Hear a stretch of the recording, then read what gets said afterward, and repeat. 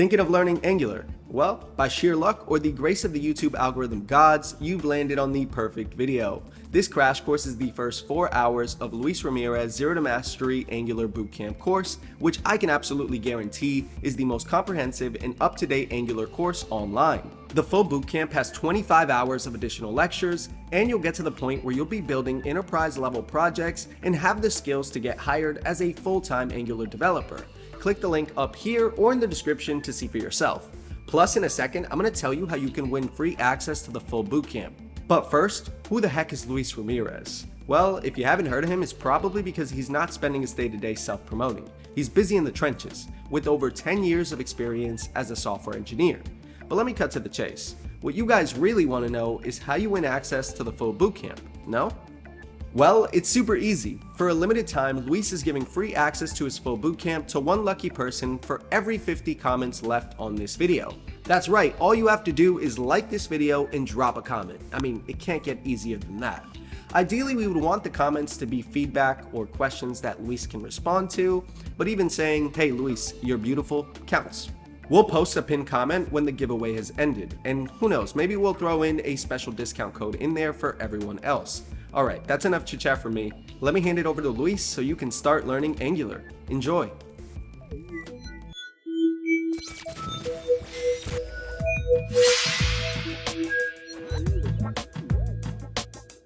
In this section, we're going to dive into the Angular framework. I know you're excited to get started, but before we get into writing some code, I want to talk about why Angular is completely different from other frameworks.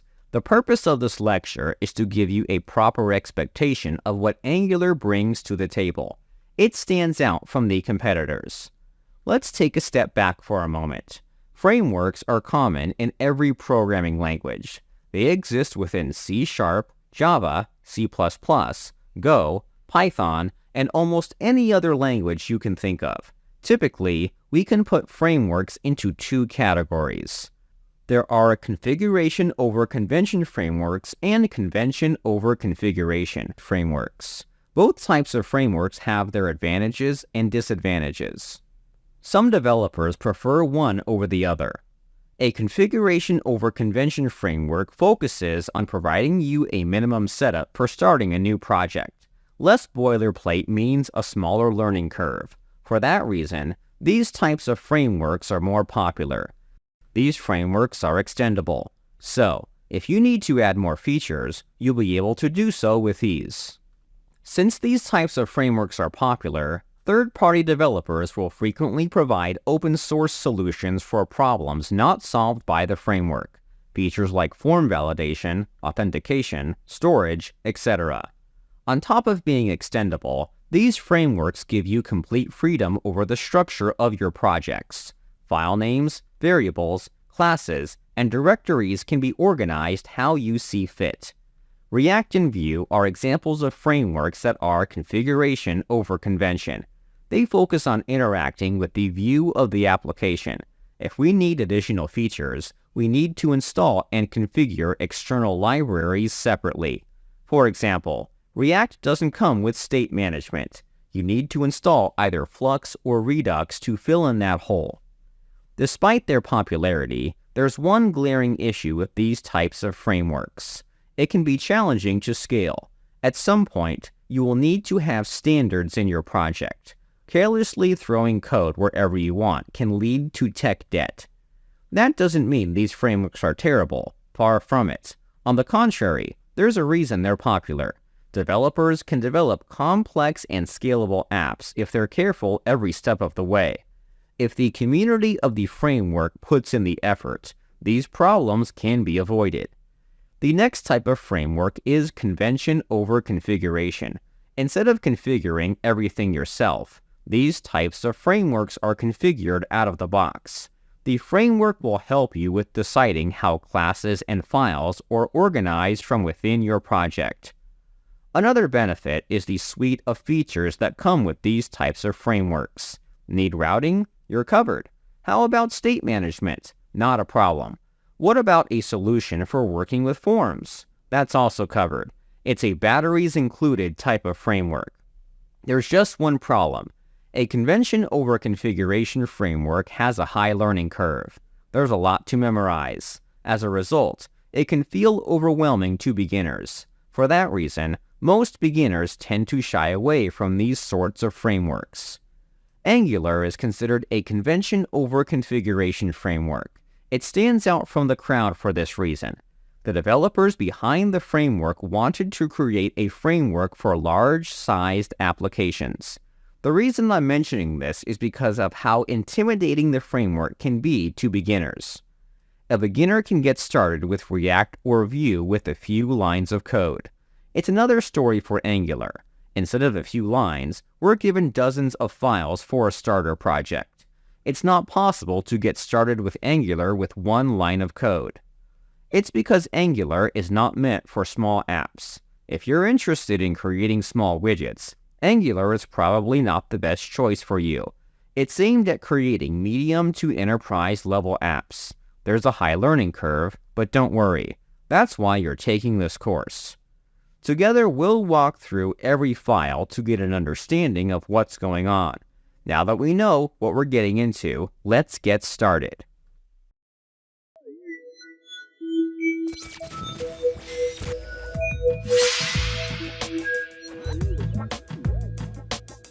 In this lecture, we're going to install the Angular CLI.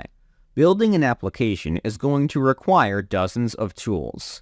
It's never a pleasant experience configuring various tools.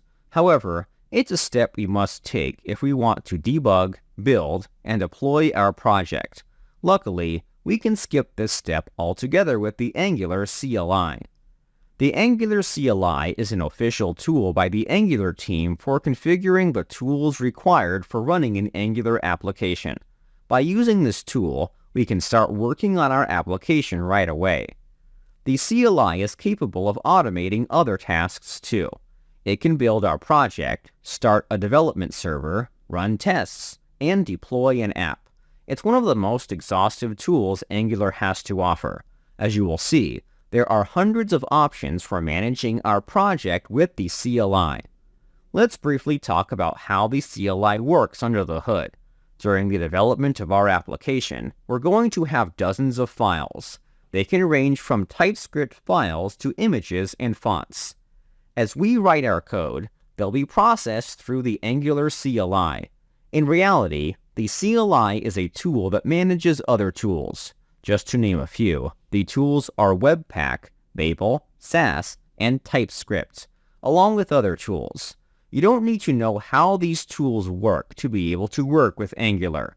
That's one of the perks of using a framework. It handles the configuration for these tools, thus saving you hours of time. The purpose of running our code through these tools is to produce a bundle. The bundle is the application code that's been optimized for production. These files can be uploaded to a server. Overall, the CLI is a utility tool for managing projects. In the resource section of this lecture, I provide a link to the documentation page for the Angular CLI. Everything we need to learn about this tool can be found from this section of the documentation. If you want to learn more about commands for testing or deployment, you will find documentation links for those specific actions. The section we're interested in is called Local Setup. If you scroll through the page, you're going to find a command for installing the CLI. Copy the commands to your clipboard. Next, switch over to the command line. Paste and run the command we copied earlier. If you're on a Mac or Linux, be sure to add the sudo command before installing the package. The installation may take a while. Be patient. The installation should be complete. If you get a couple of warnings, that's completely normal. We can verify if the installation was a success by typing the ng version command. This command will output the version of the package we've installed. In addition, it'll provide information on the environment we're running in. It's likely the versions of your environment will be different than mine. That's perfectly fine as long as the CLI tool is working on your machine. The ng command we've typed was created when we installed the CLI package. Anytime we want to work with the CLI, we need to type ng followed by the subcommand we'd like to run. The version command is just one of the many commands from this tool. The CLI has another command for viewing a list of commands and options. Let's check it out. Inside the command line, we will run the ng help command. This command will immediately output a list of commands available from the Angular CLI package. We can perform actions such as deployment, running tests, or creating a new project. Feel free to explore these commands. In the next lecture, we're going to use the CLI to install a fresh Angular application.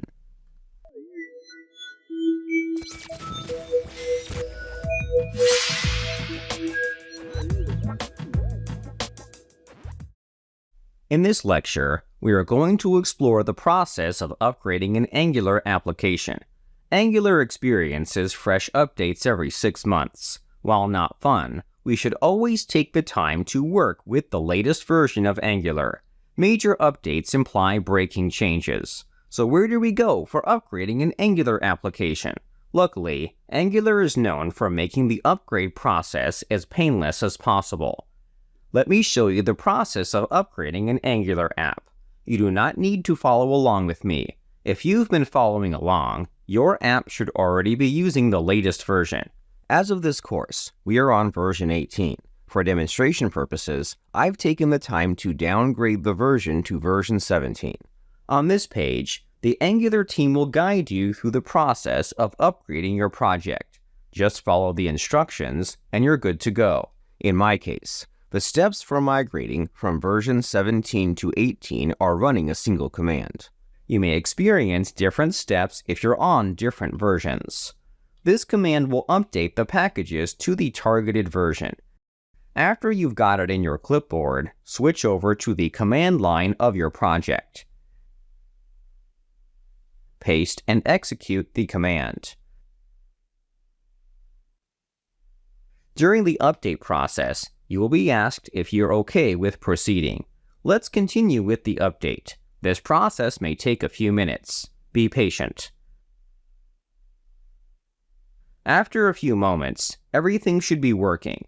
As long as Angular says migration completed, you're good to go. We've successfully migrated from version 17 to 18. You shouldn't have to perform this step since you're probably on a newer version of Angular. I'm including this lecture to demonstrate the process of upgrading Angular to a more recent version. All you have to do is follow the steps recommended on their site. As long as you follow the instructions, you shouldn't have much trouble. Let's continue our journey in the next lecture.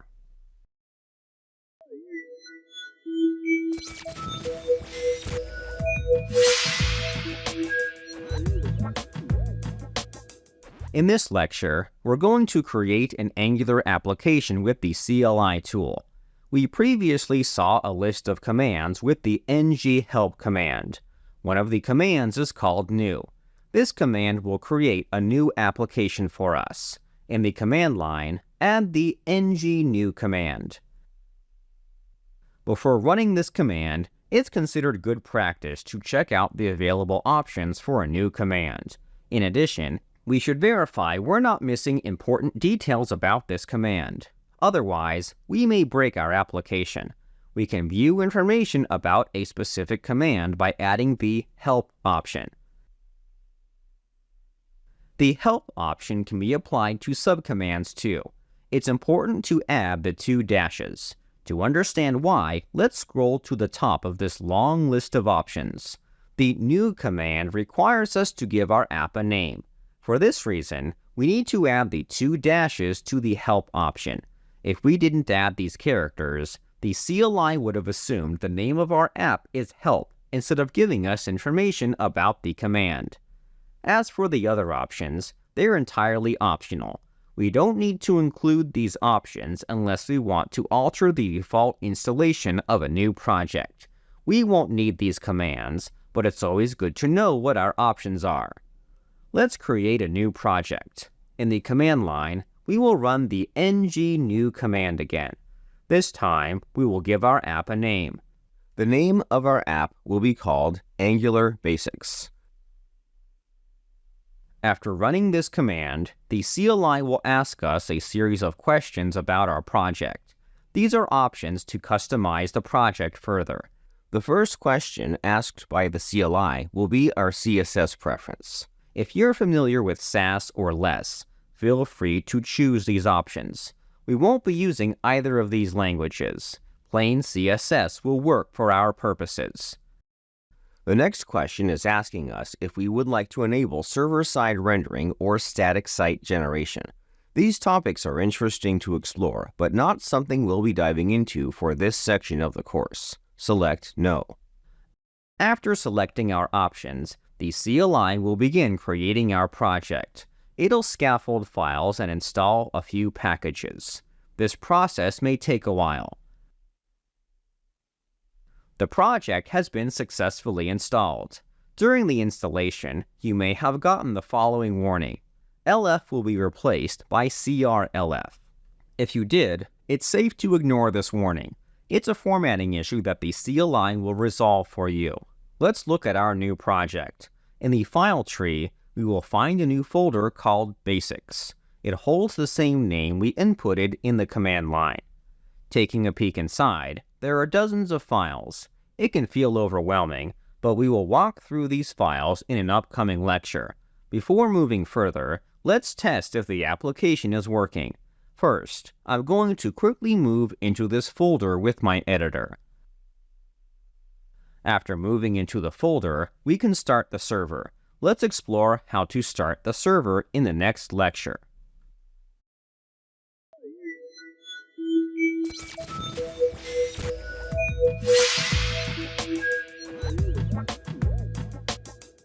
In this lecture, we're going to start the server for our application. Angular will provide us with a development server to locally preview our app in the browser. It's important to note that this server is for development purposes. It's not suitable for production. You may be questioning why we need a server in the first place. Ultimately, Angular is a front-end framework. A server is optional. We can open files directly in the browser without a server delivering files. However, it will be incredibly helpful when we start developing the master project for this course. Browsers impose limitations on applications opened directly in the browser. We won't be able to make requests, upload files, or add progressive web app features.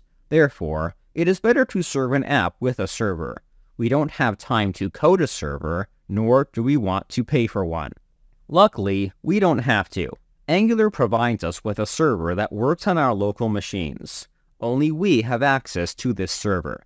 Other developers won't be able to see what we're working on, which is fine during the development stages of an app. The server has other features. It can monitor our files for changes. If we change a single line of code, the app in the browser will refresh. It's a time saver from having to do so ourselves. This process happens lightning fast. It comes with additional tooling for debugging an app. The best part? We don't need to configure the server. It works out of the box. This lets us focus on developing the application. There is one downside to the server. It's not meant for production. It can work well for 1 to a few developers. Once we start receiving significant traffic, it won't scale as well. In a future section, we will look at our options for servers when deploying our app. For now, the development server will work for our purposes. We can start the server with the CLI. Let's turn it on. Be sure that you're inside your projects directory. The command will search for a valid Angular project before turning on the server. Inside the command line, we will type the ngserve command. In some tutorials, some developers will recommend starting the server with the npm start command instead of the ngserve command. Both commands are 100% identical. Behind the scenes, the npm start command will run the ngserve command. Feel free to use either one. Before running this command, let's check out additional information about it. Add the help option. Once again, we're presented with an exhaustive list of options. We can modify the port, enable SSL, or target a specific browser. We don't need to provide this command with additional information. We can run it as is. Let's run the command without the help option.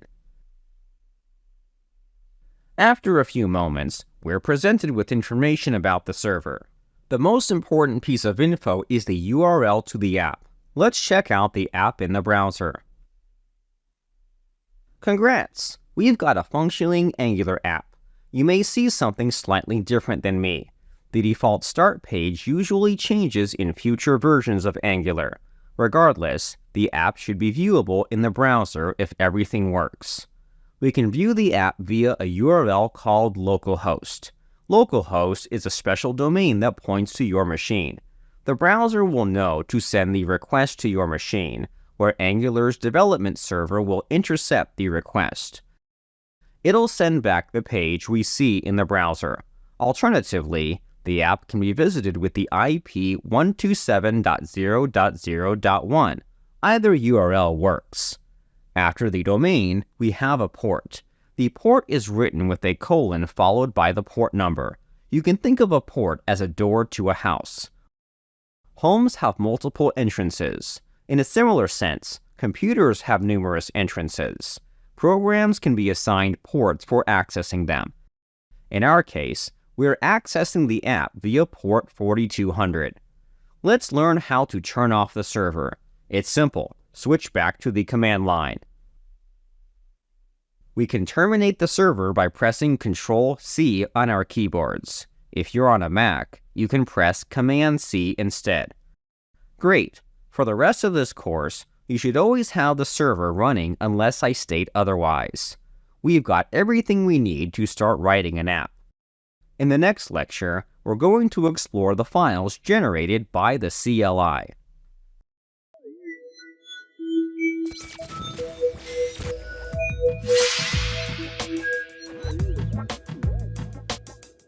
In this lecture, we're going to review the starter files generated by the Angular CLI.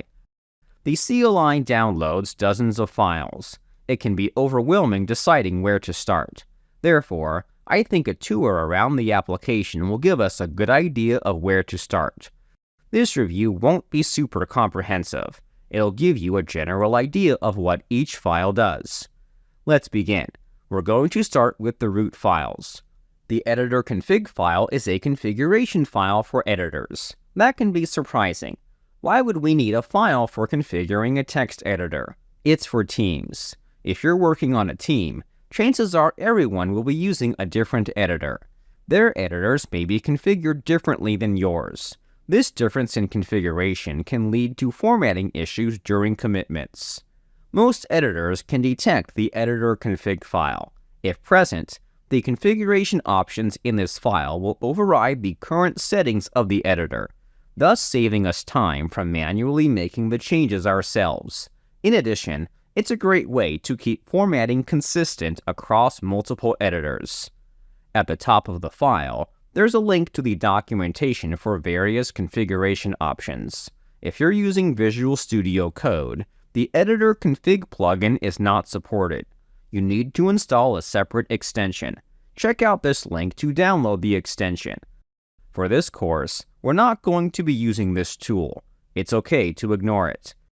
The next file is called gitignore. The gitignore file will tell Git to ignore a list of files when performing commitments. Angular has adjusted this file to include files and folders that don't need to be committed. We won't be modifying this file. The next file is called angular.json. This file configures the workspace of our project. We can change how Angular builds our project for production and development. Unlike the other files, I want to dive into the options of this file. I'm going to fold some of these options for readability. The first option is called schema. The schema option prevents us from making typos in this file. As you can see, this file is pretty big. Angular is very customizable. However, editing this file can lead to errors if you make a typo. The schema points to a file with rules on how this file can be edited. So let's look at an example. Right below this option, there's an option to change the version. If we make a typo, such as forgetting to type a letter, Visual Studio Code immediately tells us of our error. Hover your mouse over this option. According to our editors, the option does not exist. I'll revert the option its original name. This feature is incredibly helpful to reduce the likelihood of errors. Speaking of the version option, this option will contain the version of the configuration. We are currently using version 1 of the configuration. If the Angular team decides to change how the configuration file is formatted, this value would be higher. Afterward, we have the New Project Root option. Believe it or not, we can manage multiple Angular applications at once. You may want to do this if you have a large app that needs to be broken down into several smaller apps. For example, you may have an application for customers and another for administrators. Code related to administrative actions shouldn't be loaded with customer actions. Both apps may feed into the same API. Therefore, they share a relationship. We can break this type of app into two apps. The New Project Root option will be the name of the directory for hosting additional apps. For example, if we create a new project from within this Angular project, it'll be placed inside the Projects directory. The next option is called Projects. It'll contain a list of projects currently registered with Angular. We've created one app so far, which is the Basics app. Inside this object, we'll have more configuration options for this specific project. We won't go over every one of them. It's not necessary. The most crucial option is called Architect. I'm going to quickly minimize the children's properties. The Architect option contains a list of commands for building the project. Building is the process of compiling our code. For example, we need to build our TypeScript code into JavaScript code if we want to run our app in the browser. Angular needs to build our project differently based on what we plan on doing with the app. If we want to develop the application, we will use the serve command. If we want to ship our app to production, we would use the build command. As you can probably tell, each of these objects correlate to a command in the CLI. These commands will build the project differently. If we want to configure the building process, we can do so through the respective option. The build command will build the project for production. The serve command will build the project for development. The extract I18 end command will extract translations from a project. Lastly, the test command will build the project for testing. We aren't going to be running through every command provided by Angular. However, it's always good to know where you can modify the behavior of a command. There isn't anything else worth mentioning, so let's move on to the next file in our project. The next file is called package.json. You should already be familiar with this file. It contains a list of dependencies for our project. If we look inside the scripts object, we'll find some commands for starting and building the project. As I've mentioned before, the start command runs the ngserve command behind the scenes. They both turn on the development server. The next files are the TypeScript configuration files. There are three configuration files. They're the tsconfig.app.json, tsconfig.json, and tsconfig.spec.json files. It feels redundant to have various configuration files for TypeScript. However, they do serve a purpose. The tsconfig.app.json file runs when we're compiling our application, whereas the spec file runs for tests. Both files extend the tsconfig.json file. If we look inside either file, we'll find a property called extends. The extends option allows us to import settings from another file. As you can see, these files import the tsconfig.json file as a base. If there are conflicting settings, the file importing the configuration file will have priority. We aren't going to be modifying the TypeScript configuration for this project. It's been optimized for Angular. That wraps up the files in the root directory. You may have noticed one thing about the files in this directory. They're all configuration files. Not a single file contains code for the actual application. It's because the application code can be found inside the source directory. The CLI will compile the code inside this directory. We're going to start exploring the code in this directory in the next lecture. I'll see you there.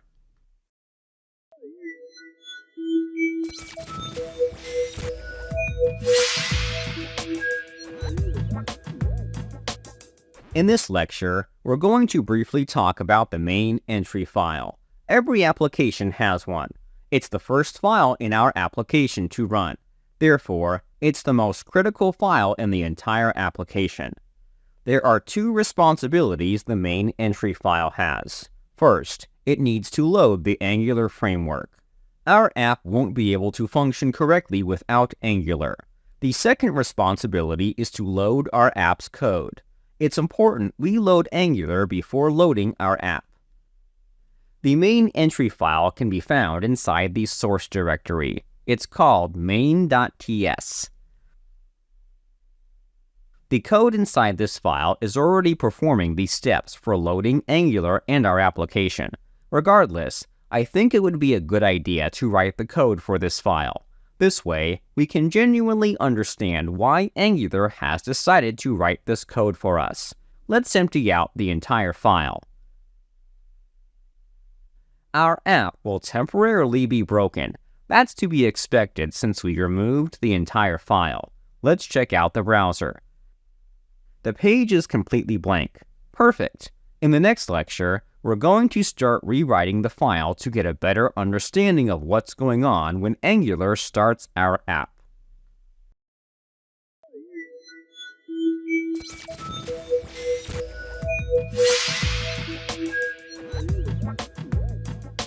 In this lecture, we're going to talk about the compilation strategy Angular uses to compile our app.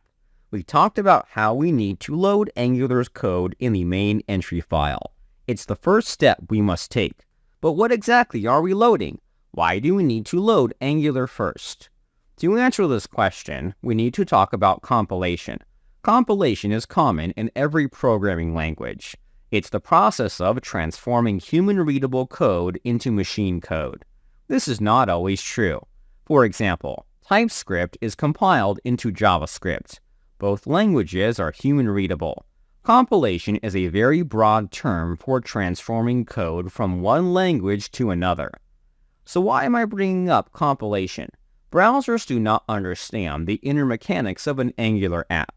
There are features in Angular not understood by the browser. These features need to be compiled.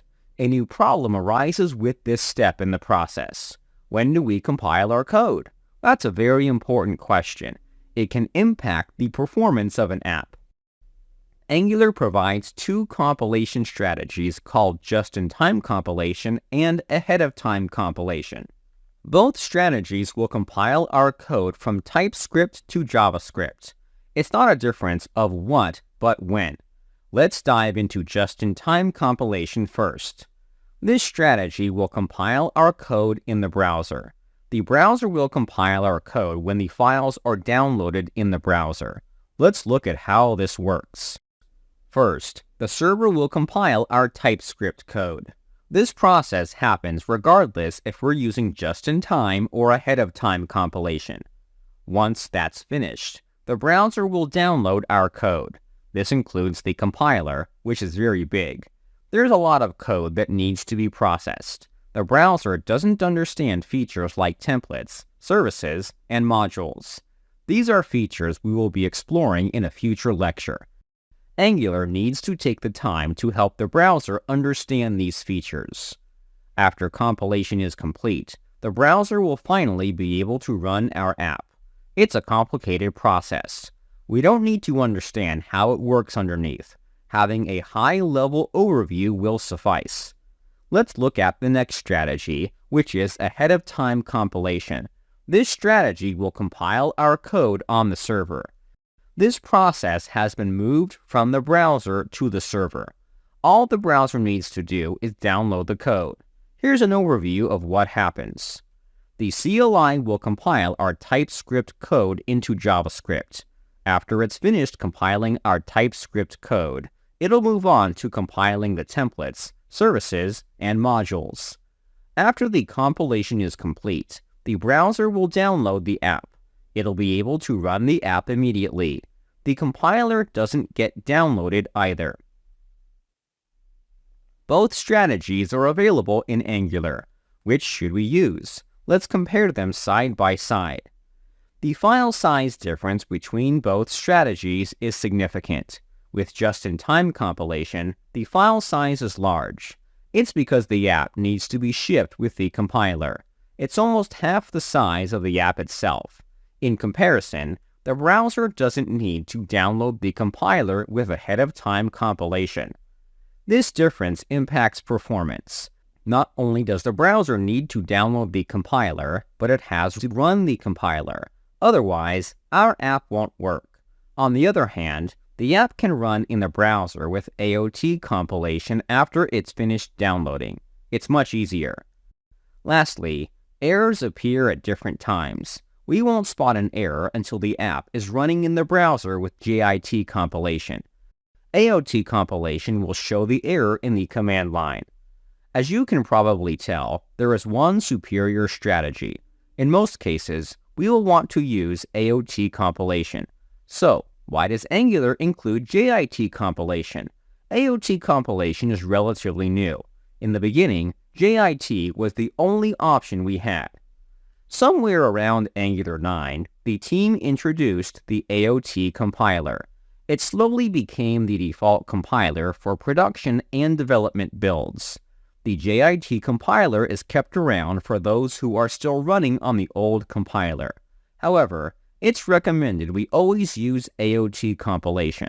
For the rest of this course, we're going to be using AOT compilation. Let's start applying this knowledge in the next lecture.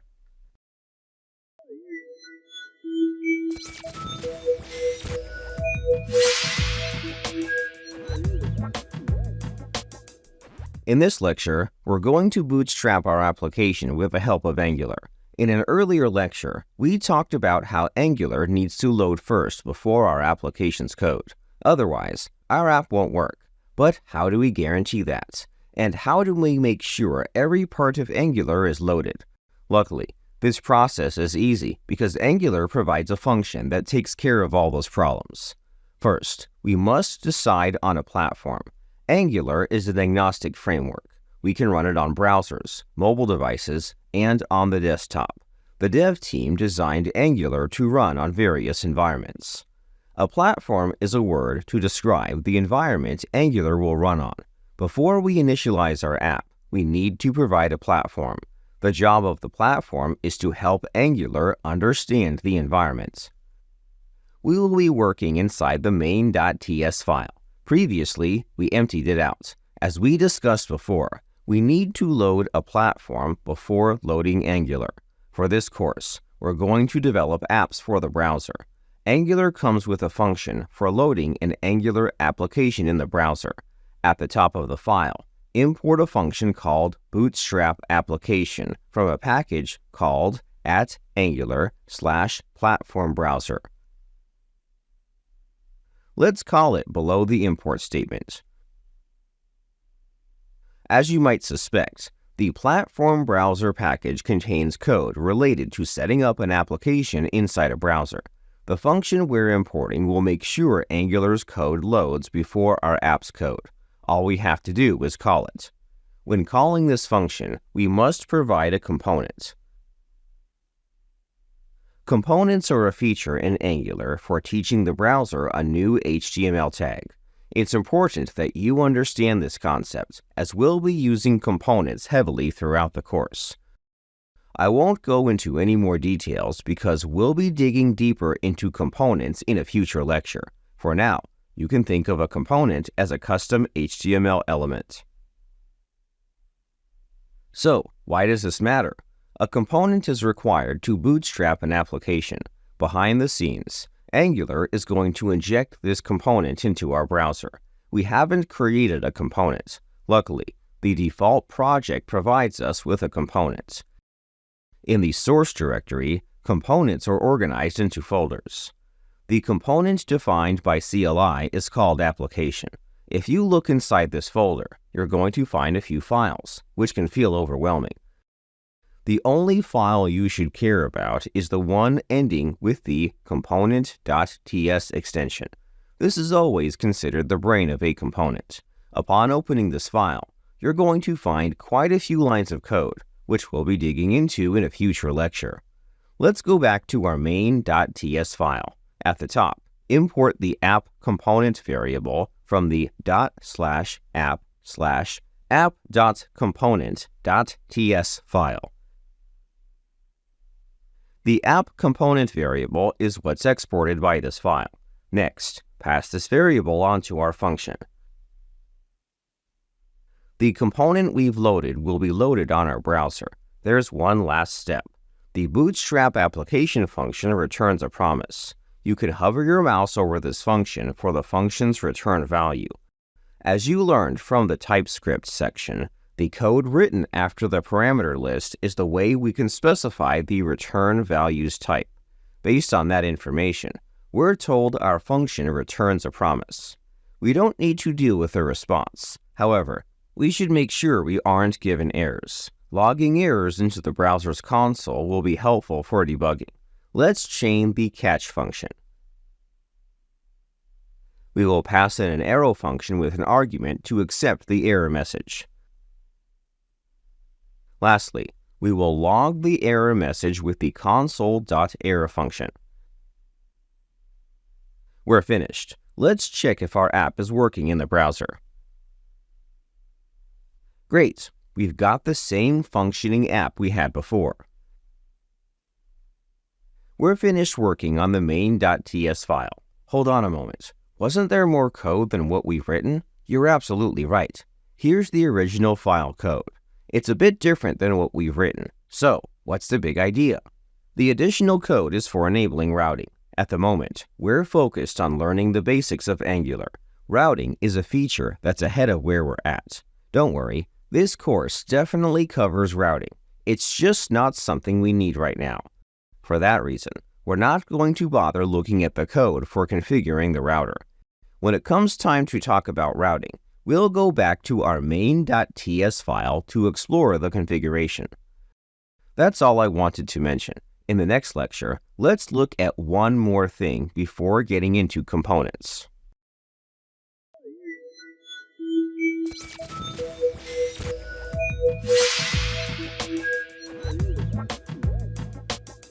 In this lecture, we're going to learn about components. They're a central core feature in the Angular framework. I'm 100% positive you will be working with components the most in an Angular app.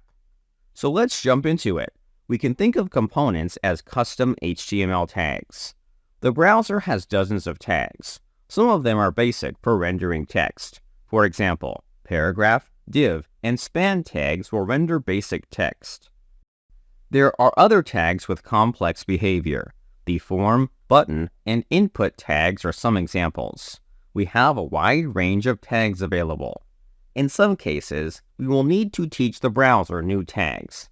We may want to create a tag for displaying products, users, modals, etc. If we teach the browser new tags, we can reuse them. That's where components come into play. Angular makes it extremely easy to teach new tags to the browser. We have complete control over the behavior of the components we create. This behavior can range from rendering text to authenticating users. We can even render other components. Angular will supply us with a custom component in the default project. We can find a file called app.component.ts under the source/app directory. The file name for a component has the component.ts extension. It's not a required name, but common practice. We will follow this practice throughout the course. It helps developers identify this file as a component. When opening this file, we're going to be greeted with a lot of code. Let's do what we did last time. We're going to remove everything from this file. We will begin the process of recreating this file in the next lecture.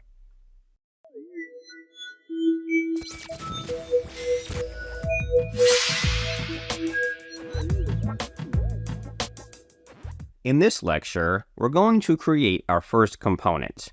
Angular needs at least one component to run. When we created our project, Angular provided us with a component called application. We will be working inside the app.component.ts file. Inside this file, we will export a class called appComponent. Next, we will need to import a decorator called component from the Angular/core package. Angular mainly uses classes for creating components. If you're familiar with the concept of components from other frameworks, it may feel awkward because most frameworks use functions. Components are not the only thing created with classes. A lot of features in Angular require classes. For this reason, Angular doesn't know the purpose of our class. Is it for a component, service, module, or pipe? To help Angular understand our classes, we can apply decorators. Decorators simply tell the compiler what kind of class we're creating. Let's apply this decorator to our class. We need to configure the component by passing in an object to the decorator. There are three required options for a component. First, we must provide a selector. Add this option with the following value. The value for the selector option is a custom tag name for our component. The name of the tag must be a valid CSS selector value. We can't use spaces or special characters in the name aside from a dash. The name should be all lowercase with dashes to separate words. We want to be consistent with other HTML tags. We can't override other HTML tags. Otherwise, the browser will get confused. We should have unique and custom names. The next option we will add is called template. Its value will be a template string. The template option can contain the HTML markup for our component. We can add whatever we want. For this example, we're going to add a pair of paragraph tags with some text. The last option we must add is called standalone with a value of true. Components can be grouped with another feature from Angular called modules. We're not using modules, which can be a bit of an issue. By default, Angular assumes we're using modules. To tell it we're not using modules, we can set the standalone option to true. If you've worked with Angular before, you may be used to modules. The idea of standalone components is a recently new development. Angular is starting to lean away from modules. For that reason, we're going to use standalone components to build our applications, so we'll always add this option to our components. We've created our first component. Let's take a look at the main.ts file. We're passing in this component to our Bootstrap function. The browser will be able to understand how to render the component. We're only allowed to pass in one component, which will be considered the root component. The root component is responsible for loading other components. When we create more components in the future, they'll be loaded through our app component. That's the only way we can add them, since the Bootstrap function only accepts a single component. There's one last step we need to take. In the source directory, open the index.html file. The index file is a standard HTML file. The index.html file is the file running in the browser when we view the app. You'll notice there aren't script tags. The development server will automatically inject our app into this file when delivering it to the browser. It does not need to be manually included in the document. There's nothing special about it besides this one line inside the body tag. Inside the body tag, we're loading the app root component. Using components is similar to using any other HTML tag. It's the name of the tag surrounded by angle brackets. Components have opening and closing tags. During initialization, Angular will insert the content of the component inside this tag. We have complete freedom over where our app is placed. We won't be doing anything with the tags. We'll leave them be. Let's check out the browser.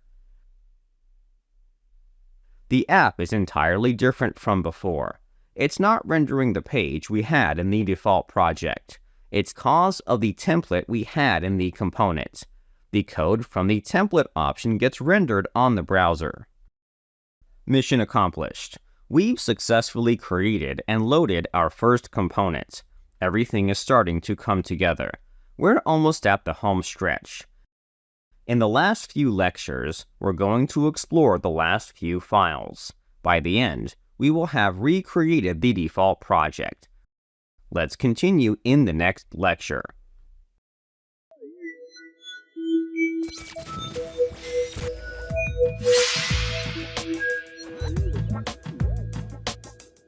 In this lecture, we will look at how to further organize a component by splitting our component into different files.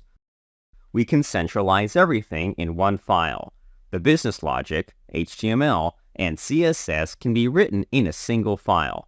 However, this approach may not be the best way to write a component. Before we dive into splitting our code into files, I think this would be an excellent opportunity to talk about the MVC pattern. The MVC pattern is popular among programming languages. It's especially popular with convention over configuration frameworks. It stands for Model View Controller. It's a pattern for how an app should be structured.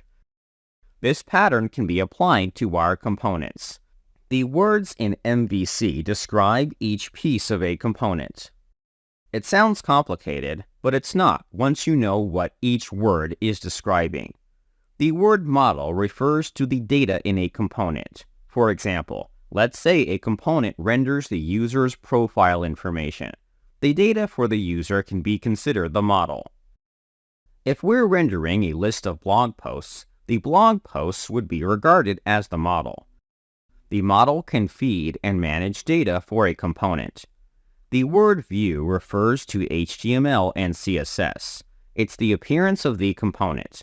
That's pretty much it. It's self-explanatory. Lastly, the word controller refers to the business logic of the component. The responsibility of the controller is to manage the view and model. The controller will ask the model for data. It'll then give the data to the view. If the view changes the data, like a form submission, the controller will provide the updated data to the model. You can think of it as the middleman between the model and view.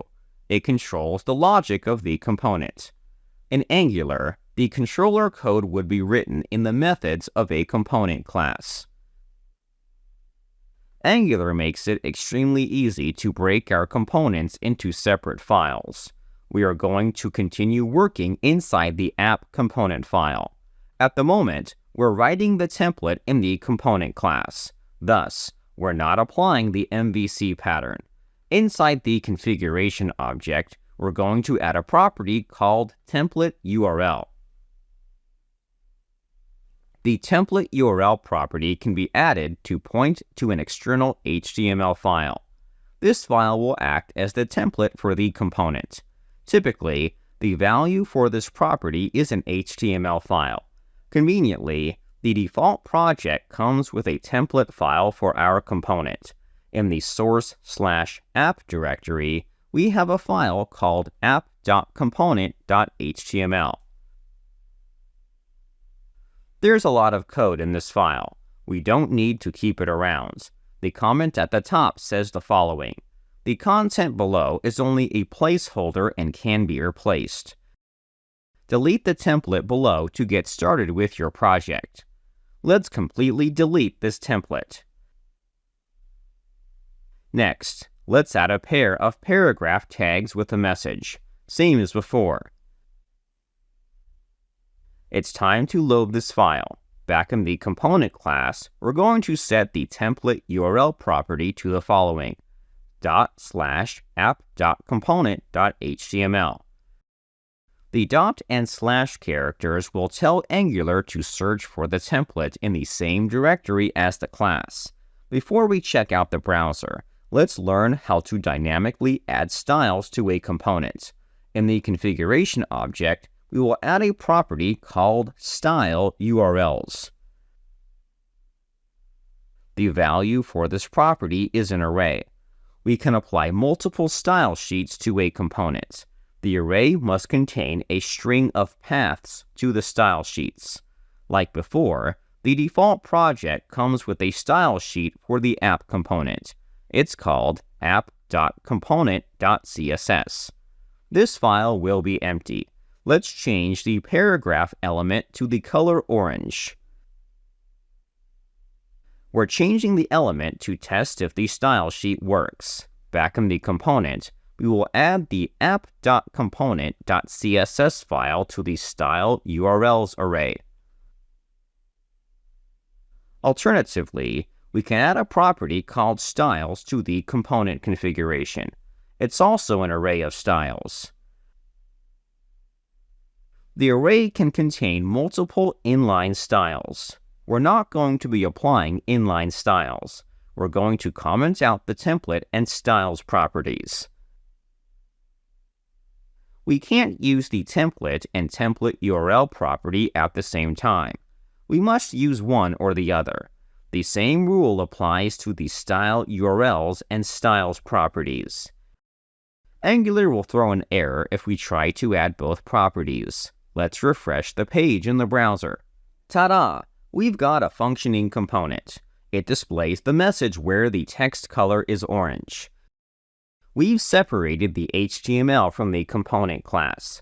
Another way of saying it is separating the view from the controller. We haven't had the opportunity to discuss how to create models. This topic will be discussed in a future section. We're mainly going to be focusing on the controller and view. In the next lecture, we will wrap this section up.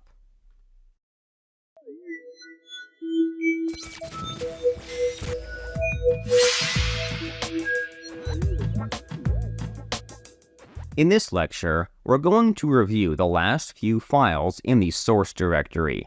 We've gone over the most critical topics in this section.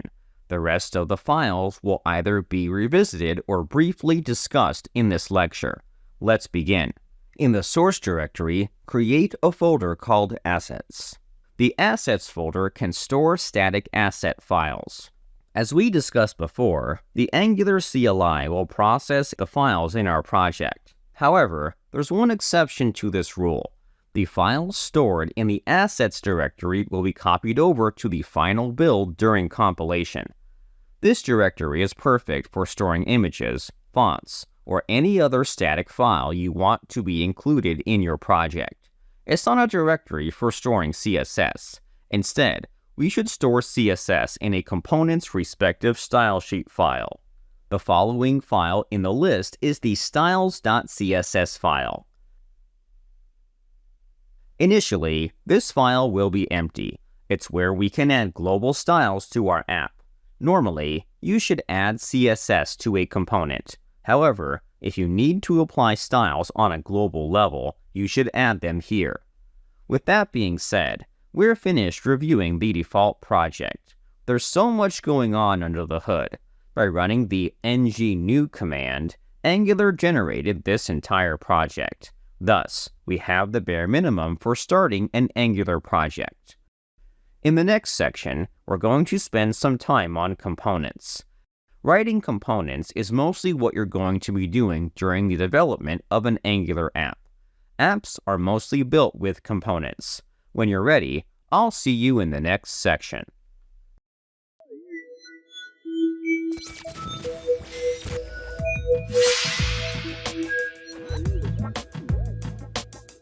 In this section, we're going to learn about TypeScript. TypeScript is a programming language primarily used with Angular. It's completely optional to use TypeScript. However, I highly recommend learning it. A majority of projects, tutorials, and examples are written with TypeScript. It's hard to escape. So, if you want to learn Angular, learning TypeScript is a must. If you already know TypeScript, feel free to skip this section of the course. I'm not going to be teaching anything groundbreaking. As long as you know the basics, you should be good to go. Otherwise, let's learn TypeScript together. So, what is TypeScript? TypeScript is a superset of JavaScript. It is a language built on top of the JavaScript language. If you know JavaScript, you know TypeScript. Features such as variables, conditional statements, and functions are written the same way in TypeScript. We don't need to learn an entirely new set of syntax rules for getting started. In fact, we can rename our files to TypeScript without modifying the original source code. Our JavaScript code would still work. Instead, TypeScript adds features to improve the developer experience. Notice how I said developer experience.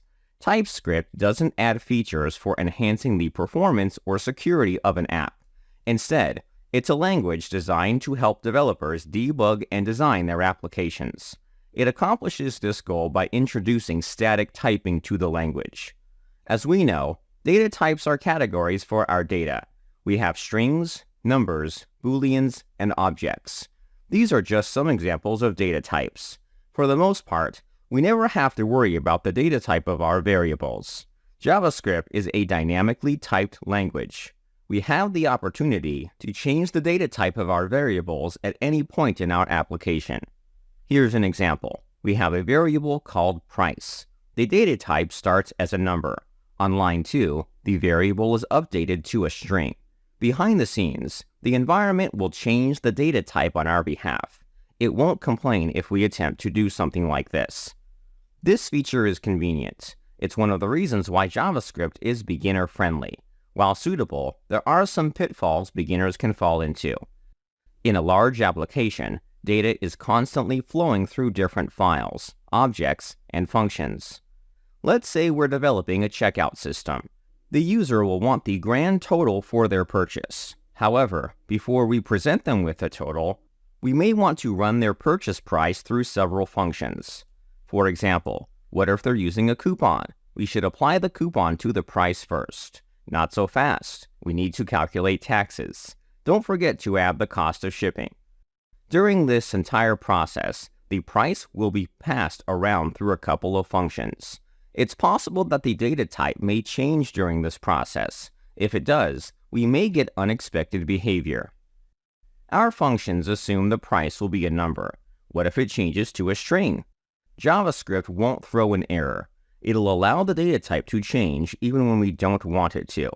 We'll only find out if the data type changes by testing the app in the browser. Wouldn't it be convenient to catch this type of error in our code while writing it? That's possible with TypeScript. We'll get into TypeScript in a moment, but let's see how this error can happen in our script. I've prepared a little example. It's a single file called example.js. In this example, I have a function called addShipping. It has two arguments called price and shipping. The price argument refers to the price of the product. The shipping argument refers to the cost of shipping. Inside the function, we're logging the two arguments after they've been added together. The function should log a number. Below the function definition, we're calling this function with the numbers 10 and 5. Let's try running this script. In the command line, I'll run the script with the following command. As expected, we got 15. Perfect, right? What if we pass in a string instead of a number? Back in our file, I'll wrap the first number with some quotes. Next, I'll rerun the script. This time, we got 105. If I were a customer, I'd be turned off by this calculation. This type of error occurred because of how we've written our code. We passed in a string when we meant to pass in a number. TypeScript is designed to catch errors like these. It's a language that can check the data types of our variables. It's much stricter than JavaScript, but worth it in the end. We can improve the developer experience by switching to TypeScript. Let's dive into TypeScript in the next lecture.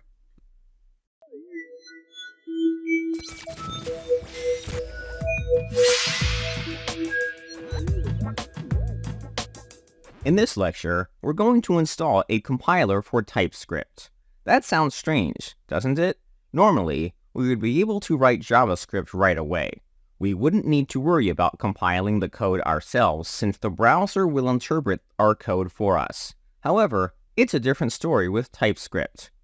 Most browsers don't support TypeScript. Therefore, we need to compile our TypeScript code into JavaScript.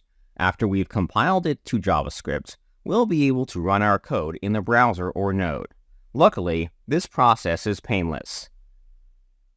In the resource section of this lecture, I provide a link to TypeScript. Everything you'd like to learn about TypeScript can be found here. On this page, it'll recommend some installation methods. TypeScript can be installed with npm. Let's give it a try. Copy the command from the documentation. Inside the command line, I will paste and run the command. If you're on a Mac or Linux, you may need to add the sudo command before running it. It'll give you proper permissions for installing packages. Otherwise, running the command as is will work fine. For this installation, I'm working in the same directory we were in the last lecture. This installation should take a few seconds. We're installing TypeScript locally. We have the option of installing it globally, but that won't be necessary. It's enough to have it installed locally. After installing TypeScript, we can begin to write TypeScript code. The first step for writing TypeScript is to create a file. In our project, we're going to rename the example.js file by changing the extension to TS. TS is short for TypeScript. After changing the file type, we've written our first TypeScript file. As I've said before, TypeScript syntax is the exact same as JavaScript syntax. Every syntax feature from JavaScript is supported in TypeScript. Therefore, we don't need to learn an entirely new set of syntax rules. After we've written our TypeScript code, the next step is to compile it into JavaScript. We can use the compiler we installed to help us with that step. In the command line, we can run TypeScript by adding the npx csc command.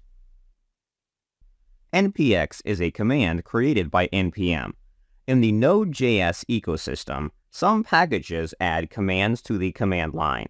The npx command allows us to run those commands that come from those packages. For example, tsc is a command defined by the TypeScript package. npm will take care of searching for the command in the TypeScript package. After typing the command, we need to provide the file's name we want to compile from TypeScript to JavaScript. Let's pass in example.ts. Afterward, we'll run the command. After a few moments, the command will finish running. So, what happened? If we look in our project directory, we'll find a new file has been generated called example.js. Let's take a look inside. We have the exact same code we had before. The problem we had before persisted. At this point, it doesn't feel like TypeScript isn't helping us. In the next couple of lectures, we're going to explore the syntax added by TypeScript. By doing so, we'll be able to fix our issue. I'll see you there.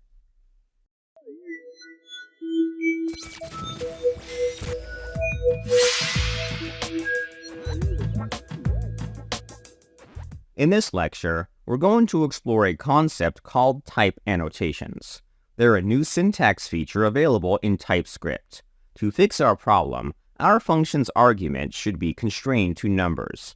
If we attempt to pass in a string or boolean, an error should be thrown. We can implement this behavior with type annotations. Type annotations are a way to describe the data in our application. We can annotate almost anything in our code.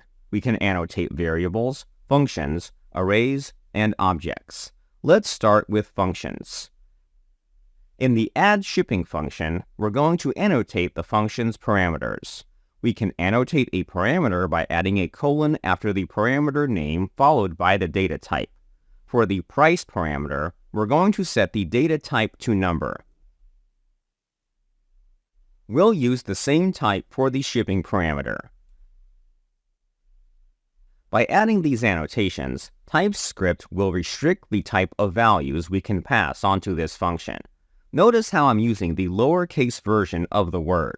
It's important that we type number with lowercase n instead of an uppercase N. Otherwise, we may confuse the application with the data type. Let's see what happens when we attempt to compile our code.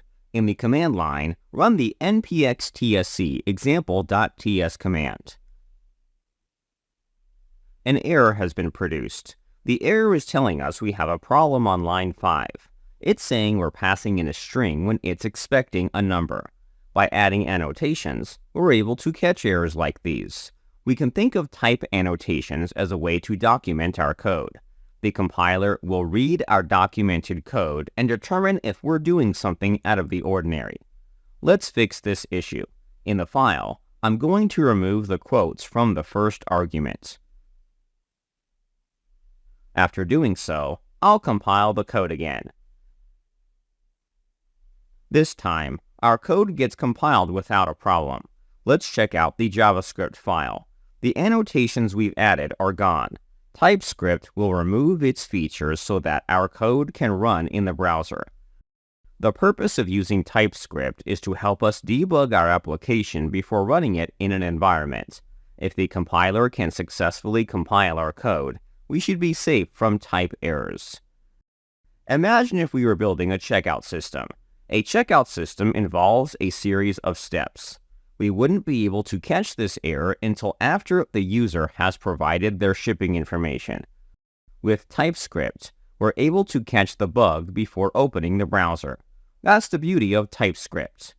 Let's take our example a step further. We can annotate the return values of a function. At the moment, in the TypeScript file, we're logging a message in our function. Let's change this line to return the value. It would be nice if we could tell the compiler will always return a number. After the function's parentheses, but before the curly braces, we'll add a colon followed by the data type. In this example, we'll set the data type to number. The syntax for type annotation is the same syntax for adding type annotation to parameters. It's a colon followed by the name of the data type. This piece of code will tell TypeScript the function is only allowed to return numbers. Let's see what happens if we attempt to return a value with a different type. Inside the function, we will return a random string. Next, in the command line, we'll try to compile the file. We get an error. It's telling us we're attempting to return a string instead of a number. Our editors also highlight this error. If you're using Visual Studio Code like me, there will be a red squiggly line below the return statements. We can hover our mouse over this to read the same message. Let's fix this problem by reverting our changes to the original solution.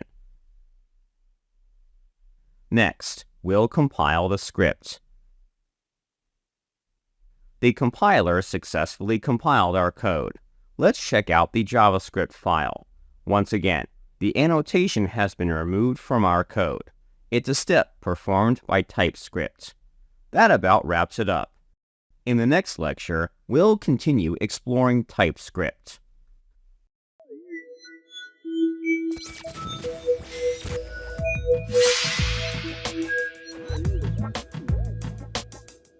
In this lecture, we're going to look at how to annotate variables. For this demonstration, let's work inside a new file. I'll create a file called variables.ts. Inside this file, we will create a variable called myName. We'll set this variable to a string. Variables can be annotated with the same syntax we used for annotating function arguments and return values. After the variable name, we will add a colon followed by the data type. Since we're storing a name, it makes sense to set the data type to string. It's as simple as that. You may be wondering, what types can we use in type annotation? Every primitive type is supported in TypeScript. I'll add a comment above to list them. The following types are supported: string, number, Boolean, null, and undefined. By annotating variables, we can't reassign the variable to a different type. If we ever reassign the variable, the value must be of the same type. For example, if we were to update the myName variable to a number, we would encounter an error. If we hover our mouse over the reassignment, we will get an error telling us we can't use a number. This is because we're restricted to strings. If we were to change the value to another string, the error goes away. One of the cool things about TypeScript is type inference. Admittedly, adding type annotations can make our code seem cluttered. They're incredibly helpful, but we should take every opportunity to make our code simple and clean. TypeScript is intelligent to detect the data types of our variables. This feature is called type inference. Let's remove the type annotation from the variable. Even though we have removed the annotation, TypeScript will set the variable's data type to a string. If we hover our mouse over the variable name, the editor will tell us the type is set to string. How is this possible? It's because of our value. If a variable is initialized with a value, TypeScript will infer the type based on the value. In this example, we're setting the myName variable to a string. Therefore, TypeScript will infer the variable is a string. Below, if we were to set the variable to a number, we would get the same error as before. This feature is incredibly convenient. We should always take advantage of this feature whenever we can. It's redundant to set the type if TypeScript is capable of inferring the type for us. For the rest of this course, if TypeScript can infer the type, we will let it set the type. There are some limitations. Firstly, it only works if the variable is initialized with a value. If we were to omit the value, TypeScript would not infer the data type. For example, if we remove the value and then hover our mouse over the name, the type is set to any. The any type is given to a variable when TypeScript isn't sure what data type to use. It allows for a variable to store any type of value. We can store numbers, strings, objects, etc. If we were to switch between different data types, TypeScript wouldn't throw an error. To be clear, this data type is exclusive to TypeScript. In some cases, you may want this behavior. However, most of the time, we want to be strict with our data types. I'll revert this variable to its original value. The second limitation we should be aware of is that this feature is not available to function parameters. Let's switch over to the example.ts file for a moment. Next, we will remove the type annotations from the parameters. After removing them, TypeScript will annotate both parameters with the any type. Even though we're passing in numbers, TypeScript still doesn't know what data type the parameters should be. I'll add the annotations back to the function. That's about it for variables. We'll continue in the next one.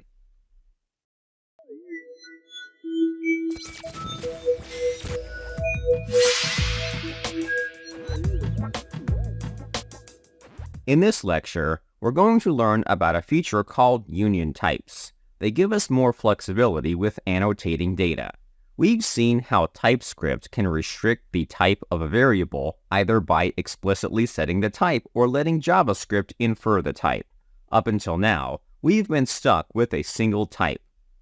What if we want to allow multiple types? For example, we may want to retrieve the name from an API. The initial value for the name may be null until the API request is complete. After receiving a response, we'll update the variable to a string. In this scenario, we would get an error because TypeScript will not allow the data type to change. One solution would be to add the any type. The any type is a custom type by TypeScript. You can think of it as a get-out-of-jail-free card. We aren't restricted to a specific data type with this type. Unfortunately, we miss out on the benefits TypeScript brings to the table. There wouldn't be a point in using TypeScript. That doesn't mean you should never use the any type. It should be considered as a last resort option. That leads us to the question, what alternative solution is there? We can add union types. A union type is when multiple data types are given to a variable, excluding the any type. On our variable, instead of letting TypeScript infer the type, we can add the string data type back in. We can add more data types by separating them with a pipe character. After the pipe character, we will add the null data type. We can add as many data types as we'd like. After adding the data type, let's try changing the variable to null. As expected, TypeScript doesn't throw an error. If we want to use multiple data types, we must add the types to the variable. TypeScript will not infer union types. It's up to us to add them in. Otherwise, we may be restricted to one data type. One advantage of union types is being able to use them anywhere. We can add them to functions, return values, arrays, and objects. We're not limited to adding union types to variables. For example, let's switch over to the example.ts file. It's possible the shipping function may fail. We may want to return a Boolean value for the developer to handle the error if it does. As of now, we're limited to returning numbers. If we want to return numbers and Booleans, we'll need to add a union type. We'll update the function by adding the pipe character after the number return type. Next, we'll add the Boolean type to the list of types. Just like that, we'll be able to return either a number or Boolean from the function. Union types are powerful because of the flexibility they provide. Let's continue in the next lecture.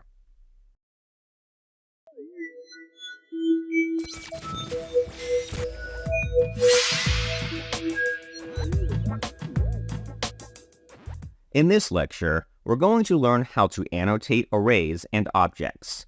Up until now, we've been focused on primitive types and functions. It's time to shift our focus to more complex types. The syntax for annotating arrays and objects is similar to annotating anything else in TypeScript. In our file, let's add a section for this demonstration.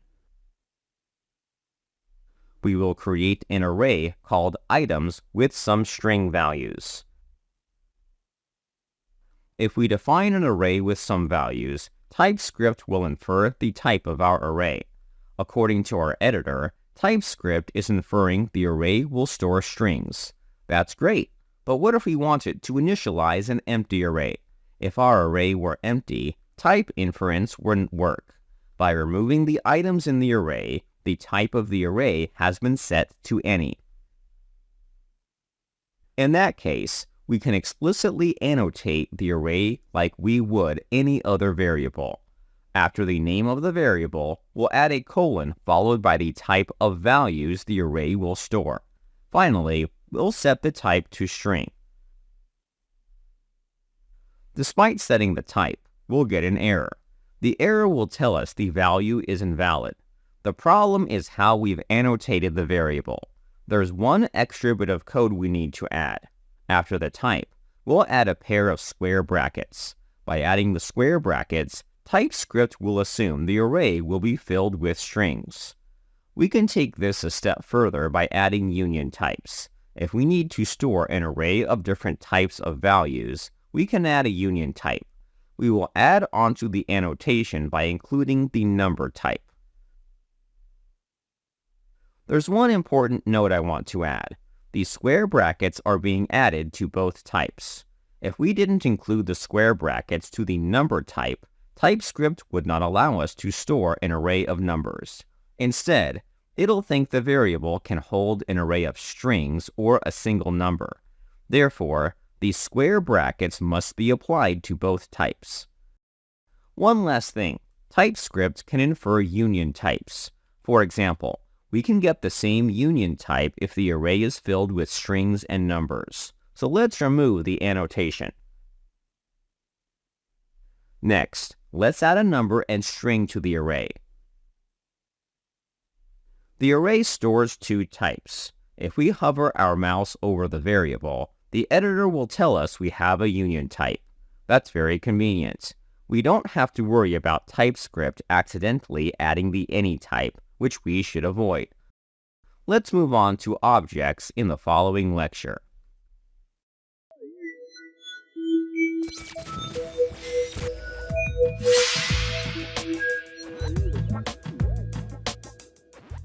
In this lecture, we're going to look at how to apply types to an object.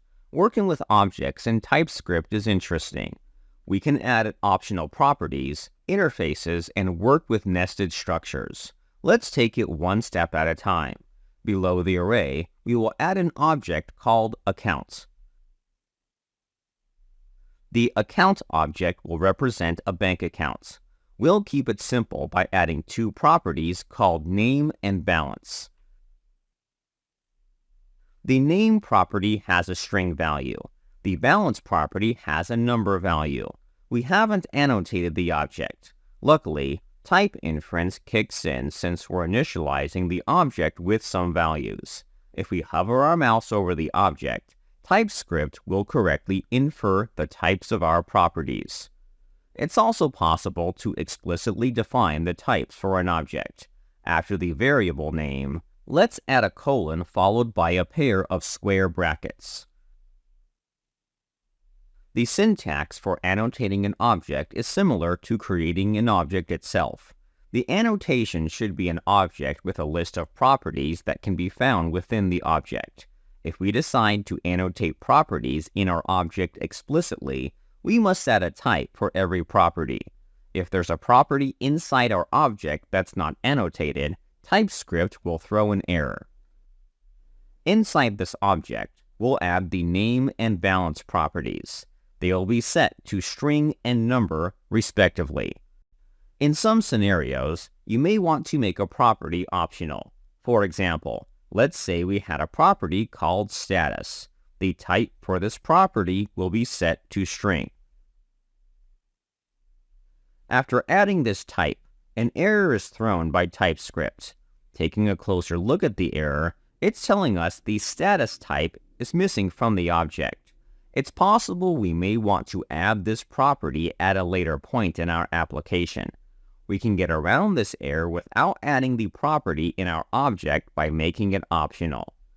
In the annotation object, we will add a question mark symbol after the status property. We're adding this symbol to the annotation. It's not being applied to the value itself.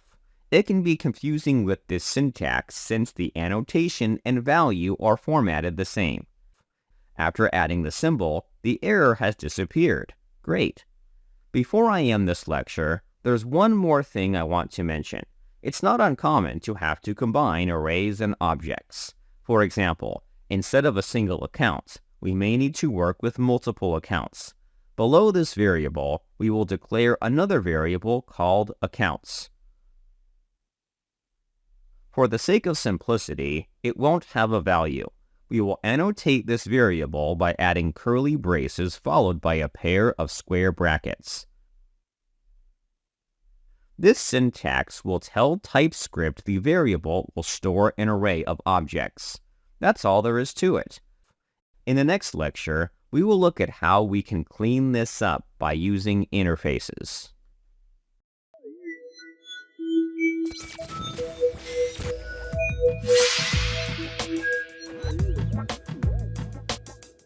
In this lecture, we're going to look at how we can use interfaces to make our objects more readable. The syntax for annotating an object kind of looks ugly and messy. I'm not a huge fan of it. We have two objects being annotated. Let's clean this up by using an interface. An interface is a TypeScript-specific feature for creating types for objects. It's an alternative syntax to what we're currently doing. Let's explore how an interface is created. Hopefully, once we've written an interface, it'll become clear why you may want to use them. Above the objects, we will type the interface keyword. The interface keyword allows us to create a custom type for an object. Instead of directly adding the types on the variable, we can extract the types to an interface. After typing the interface, we need to provide a name. While not required, most developers like to use Pascal casing for their interface names. In addition, some developers will add a capital I at the beginning of their name, which is short for interface. It helps other developers identify this as an interface. For this example, we will set the name to iAccount. Next, we can add the types for the object. We've already done so below. We will cut and paste the object annotation from the account variable. A couple of things worth mentioning. The interface cannot hold values. Interfaces are not a replacement for objects. They're a feature for helping us outsource the typing of an object. Another thing worth mentioning is that they don't get compiled into JavaScript. When we compile our code, the interface will be completely absent from our JavaScript file. Similar to how primitive types are removed from variables, interfaces get removed too. Let's make our interface more interesting. Objects can have methods. So, let's add a method. The method will be called deposit. It's completely acceptable to add methods, but there's one thing to keep in mind. We can't have business logic in our method. It's up to the object to implement the business logic. However, we can add the parameters and return type. For this example, we won't have parameters. The return type will be void. The void type is a special type for functions. Sometimes you may not want to return a value from your function. If that's the case, you can annotate a function with the void type, which means no return value. One last thing, we will make this method optional. Let's use our interface. We can apply the interface after the name of the variable. Instead of adding an object, we can pass in the name of the interface. We have another variable called accounts, which is basically an array of accounts. It would make sense to apply the interface here too. We will replace the object with the name of the interface. The square brackets can remain. This syntax will tell TypeScript we will have an array of accounts. By using an interface, our code looks so much cleaner.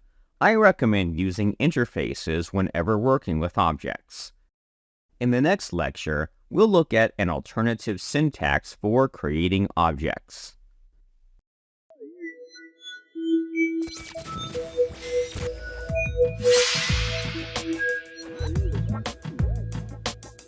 In this lecture, we're going to learn about classes. You should already have an idea of how classes work in JavaScript. Classes in TypeScript work the same way. However, there are some additional features worth mentioning. Let's go through them one by one. First, let's create a class. Below the objects, we will define a class called investment accounts. At the end of the day, classes are blueprints for objects. We can add interfaces to them. The syntax is slightly different. After the class name, we need to type the implements keyword. This keyword will tell TypeScript we're trying to add an interface to the class. We can follow this keyword with the name of the interface. We'll set the interface to iAccount.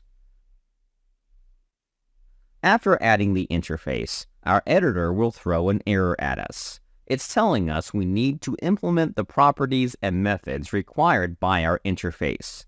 Let's try adding them in. There are two required properties, which are name and balance. It's optional to initialize the properties with values. We can leave them empty. As long as we're adding them to the class, TypeScript is happy. In addition, we can initialize these properties by adding them to the constructor function. In our class, we will add the constructor function. Inside the arguments of the constructor function, we will add both properties to this function. So far, so good. The last step is to add the public keyword to the parameters. The public keyword will allow our properties to be accessible outside of the class.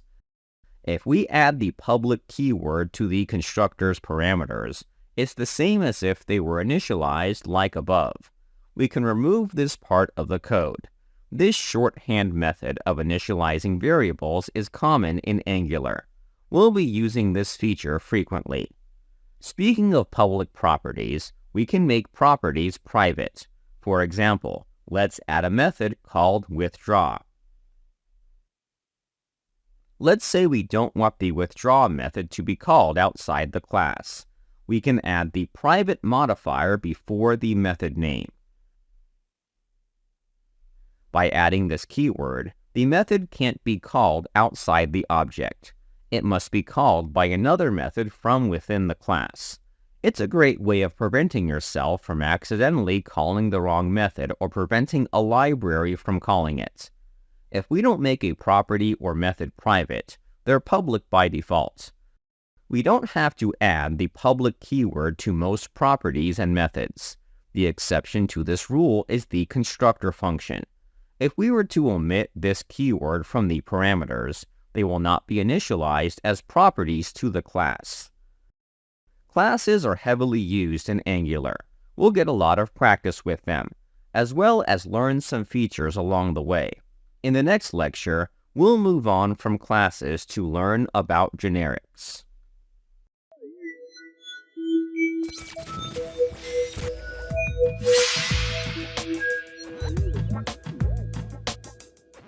In this lecture, we're going to learn about generics. They are a feature frequently used in Angular. They allow functions or classes to be strict and flexible at the same time. Generics function similarly to parameters but with data types. Sounds confusing? Let's look at an example and the motivations behind generics.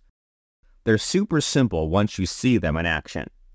For this demonstration, let's work inside an empty file. We will create a new file called generics.ts. Inside this file, we will create a class called Q. In this scenario, let's pretend this class can handle a collection of items. It'll manage removing and pushing items into the class. That's already possible with array functions. However, you may want to replicate this behavior if you're interested in having refined control over how items get added or removed from an array. For this example, we will restrict the data type that can be added or removed from the array. First, we will create a property called data. It'll be a private property. Privatizing the array will prevent external code from interacting with the array.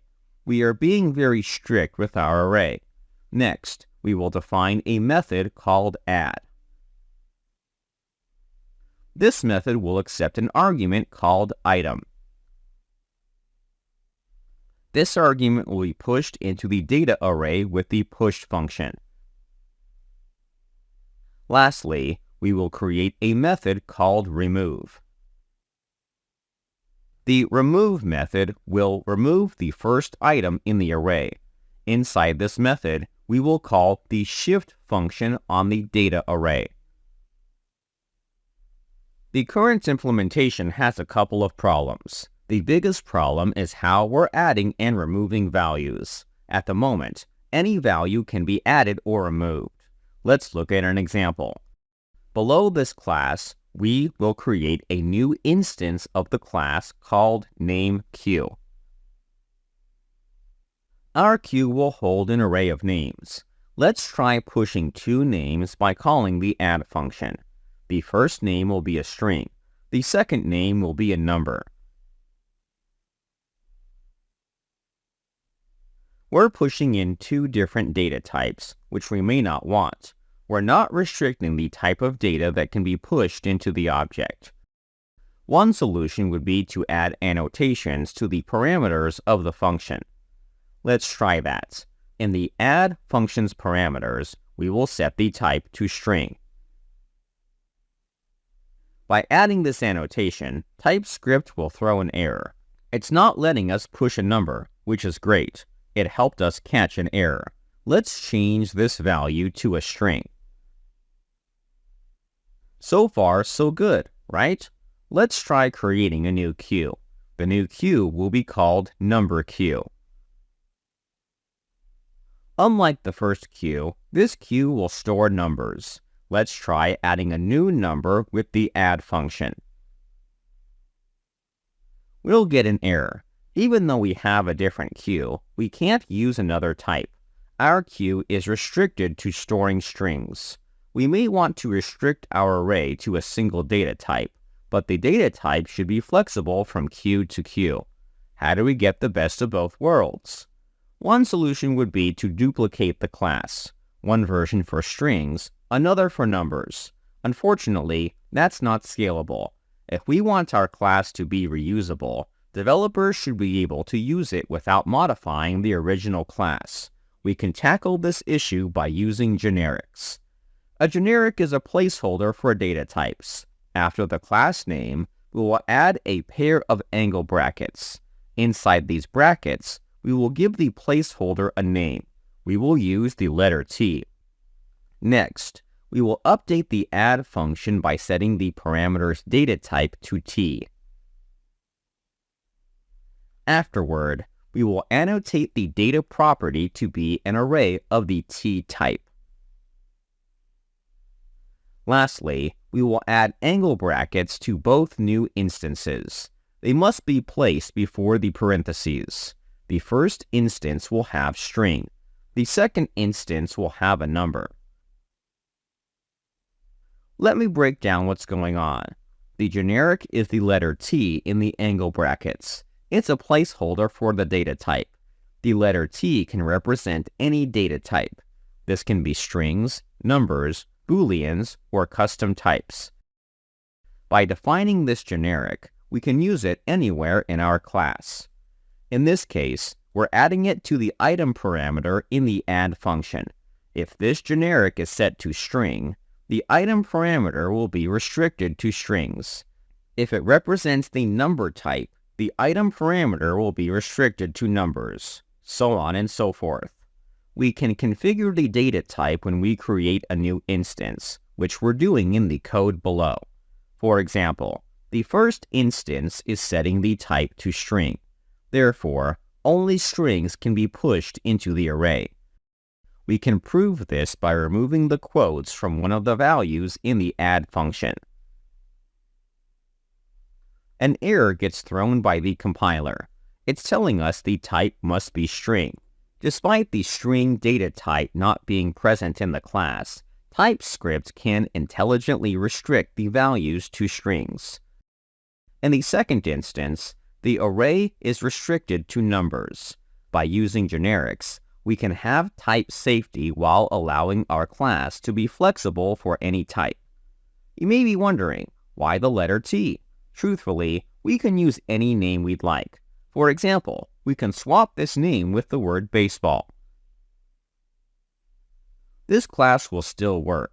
However, it's common practice to use the letter T, which is short for type.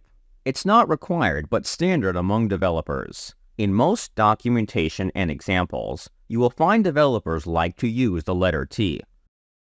At the end of the day, it's up to you to decide if you want to follow this naming convention. Generics can be applied to functions and class methods. They're not exclusive to classes. The first example shows how the T generic can be used for our parameters and return type. The same goes for the class method. Throughout this course, generics will pop up. It's not common to create them, but it's always good to know how they work under the hood.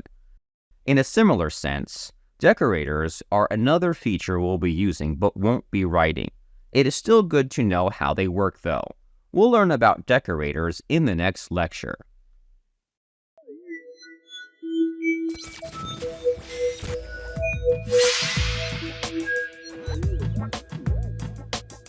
In this lecture, we're going to discuss an experimental feature called Decorators. Every feature of TypeScript we've explored so far has been related to type safety. TypeScript does an extremely good job of helping us verify the types of our data. Type safety is the main selling point of TypeScript. There's another side of TypeScript we haven't had a chance to explore. It allows us to write next-generation JavaScript. JavaScript is constantly evolving. There's an official committee responsible for deciding what features get added to the language. This committee is called TC39.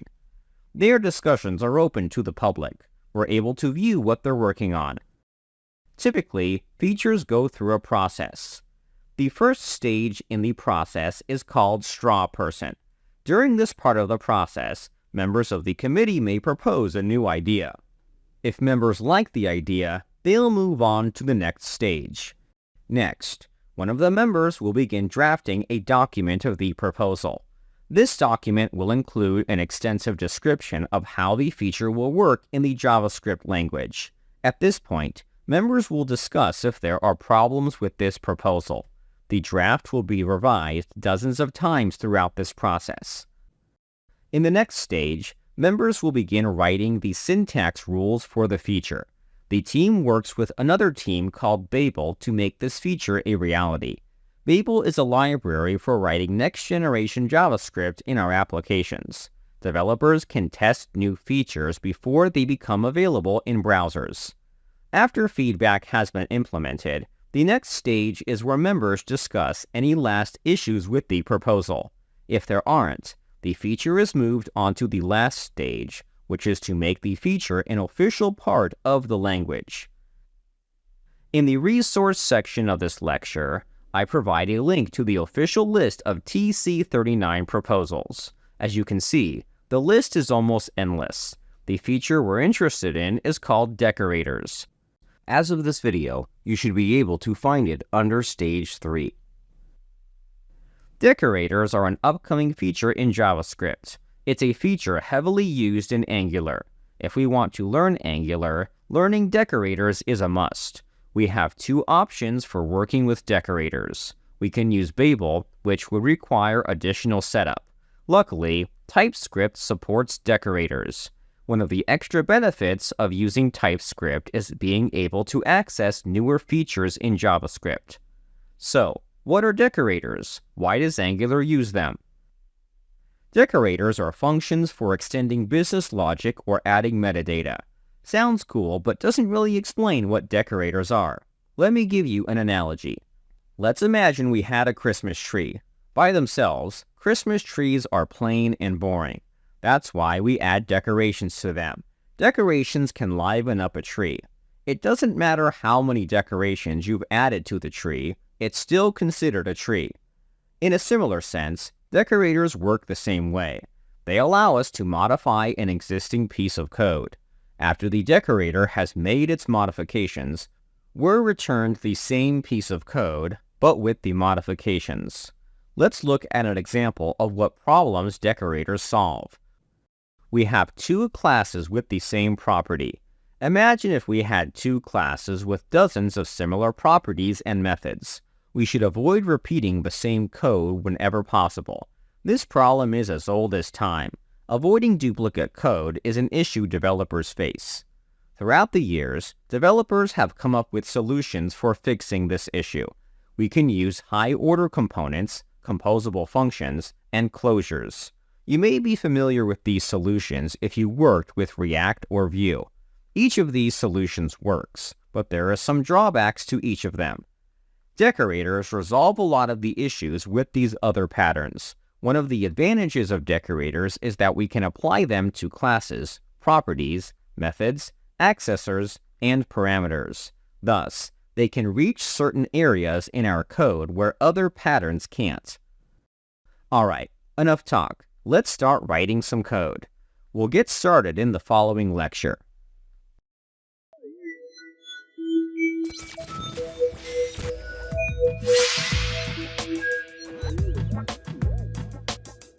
In this lecture, we're going to configure TypeScript to support decorators. Here's the interesting thing about decorators in TypeScript. There are actually two different versions of decorators supported in the language. As we know, There are different stages a feature goes through before being officially introduced into the language. When decorators were added to TypeScript, decorators were in stage 2. When decorators were promoted to stage 3, the way decorators were written changed heavily. Therefore, TypeScript decorators were incompatible with stage 3 decorators. To resolve this issue, TypeScript now supports stage 2 and stage 3 decorators. The reason they support stage 2, despite being outdated, is to add backward compatibility for projects using the older version. For this course, we're going to be using stage 3. If we want to use decorators, we need to configure TypeScript to enable them. We can configure TypeScript by creating a configuration file. This file can be created manually. Alternatively, the TypeScript package adds a command for creating a basic configuration file. Let's give the package a try. In the command line, run the following command: npx tsc init.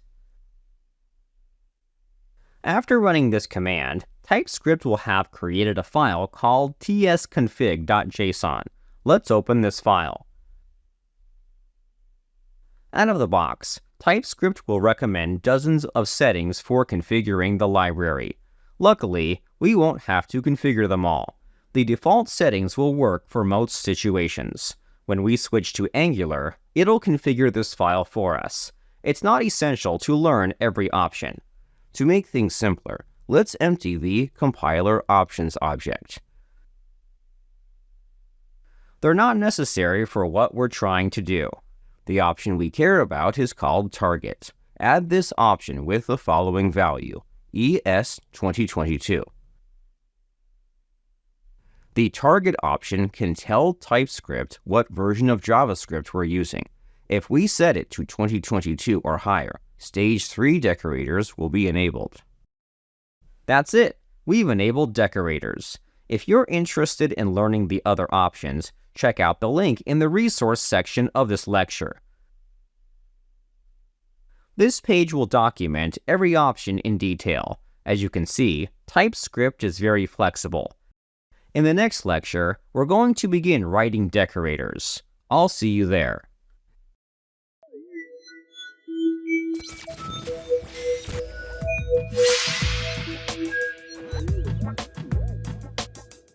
In this lecture, we're finally going to write a decorator. For this demonstration, we will be working on a new file. In your project, create a file called decorator.ts. Let's say we were creating a restaurants application. Restaurants need menus. I think it would make sense to create a class for each item on the menu. For our first menu item, we will create a class called pizza. We will create another menu item with a class called hamburger. Both classes will have a property called ID with the string type. Great, we've got a couple of classes for our menu, but neither have an ID. Without an ID, it would be difficult to identify our menu items. One solution would be to add properties directly to our class. However, another solution would be to use decorators. Decorators have the power to override the class definition. Let's try using them to assign IDs to our classes. A decorator is written as a function. Above the two classes, define a function called menuItem. The name of our decorator is Pascal cased. It's not necessary to write the names of decorators in Pascal case, but it is standard practice. Two parameters must be added to your decorators. They're called value and context. Decorators can be applied to classes, methods, or properties. The value parameter stores the value of the definition it is applied to, whereas the context parameter contains information of the definition itself, such as if the decorator was applied to a class or method. The next step is to return a value. As mentioned earlier, decorators can override values. In our case, we're overriding the class. The return value of the function is based on the type of definition it's been applied to in our code. Since this decorator will be applied to classes, we must return a class. return the following: class extends value. In most cases, you're most likely not going to override the entire class. Sometimes, you might want to extend the existing class to define additional properties or methods. Whatever is returned by our function is going to be applied to our class. Let's give that a try. Decorators can be applied by adding the @ symbol followed by the name of the decorator. We will apply the menu item decorator to the pizza class. Decorators sit on top of the class they're applied to. Just like that, we've created our first decorator. It doesn't do much, so let's modify the ID. In the class from the decorator function, we're going to set the ID property to ABC. By adding properties to the target object, they'll be applied to our classes. Let's test if this is true. At the bottom of our classes, let's log a new instance of the pizza class. During this process, your editor may be throwing an error on the line of code where the decorator was applied. It says something about being unable to resolve the signature.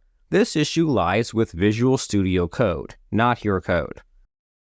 Currently, we're using the latest version of TypeScript. Behind the scenes, Visual Studio Code installs its own version of TypeScript to perform validation.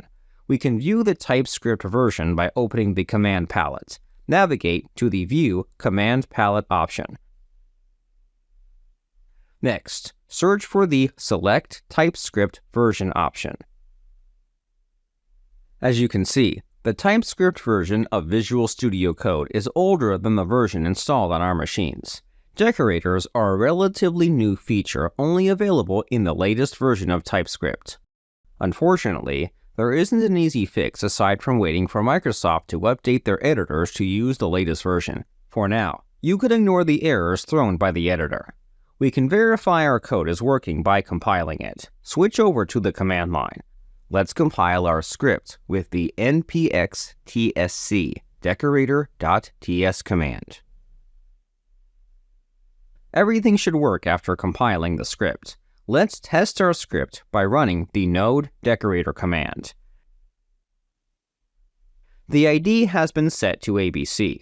Our decorator modified this property. As you can see, decorators are very powerful. They allow us to modify and add properties to a class. We can take this a step further by passing on values to our decorators. At the end of the day, decorators are just functions. Like any other function, we pass in values to configure the behavior of the decorator. Back at the top of the file, we're going to modify our function. We need to use a closure for accepting properties. Let me show you what I mean. The menu item function will return the function for modifying the class. The outer function will be responsible for accepting values, whereas the inner function will be responsible for interacting with the target. In our outer function's parameters, we can accept incoming data. We will have one parameter called item ID with the string type. Next, in the inner function, we will set the ID property to the item ID argument. After modifying our decorator, we will get an error from TypeScript. It'll tell us we are calling the menu item decorator incorrectly. We need to call it like a function. Inside the parentheses, we can pass in whatever value we'd like.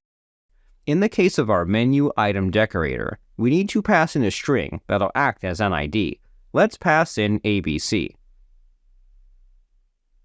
Interestingly, decorators are reusable. Let's apply the same decorator to the hamburger class. Give it any ID you'd like. With the help of decorators, both classes have their IDs set by the decorator. We have a simple example, but imagine if we wanted to add dozens of methods and properties to multiple classes. By using a decorator, extending a class is easy. Hopefully, it's becoming clear as to why you may want to use decorators. They allow us to extend a class with properties and methods. Another benefit of decorators is being able to apply them directly to properties, methods, and accessors. We don't have to apply them to the overall class. The syntax is different based on the target. For that reason, we won't be diving into how to create decorators for different targets. The main point of this lecture is to understand how decorators work. They're heavily used in Angular. It's unlikely we will be writing decorator functions. Instead, we will be using decorators defined by Angular. The decorators from the Angular framework will cover most of our needs. As long as you understand what decorators do, you should be good to go. This is the last lecture on TypeScript. There are so many features in TypeScript that we haven't got to cover. However, these features will be enough to get you through the Angular course. As we progress through the course, we will cover additional features. I can't wait to get started with Angular. I'll see you in the next section.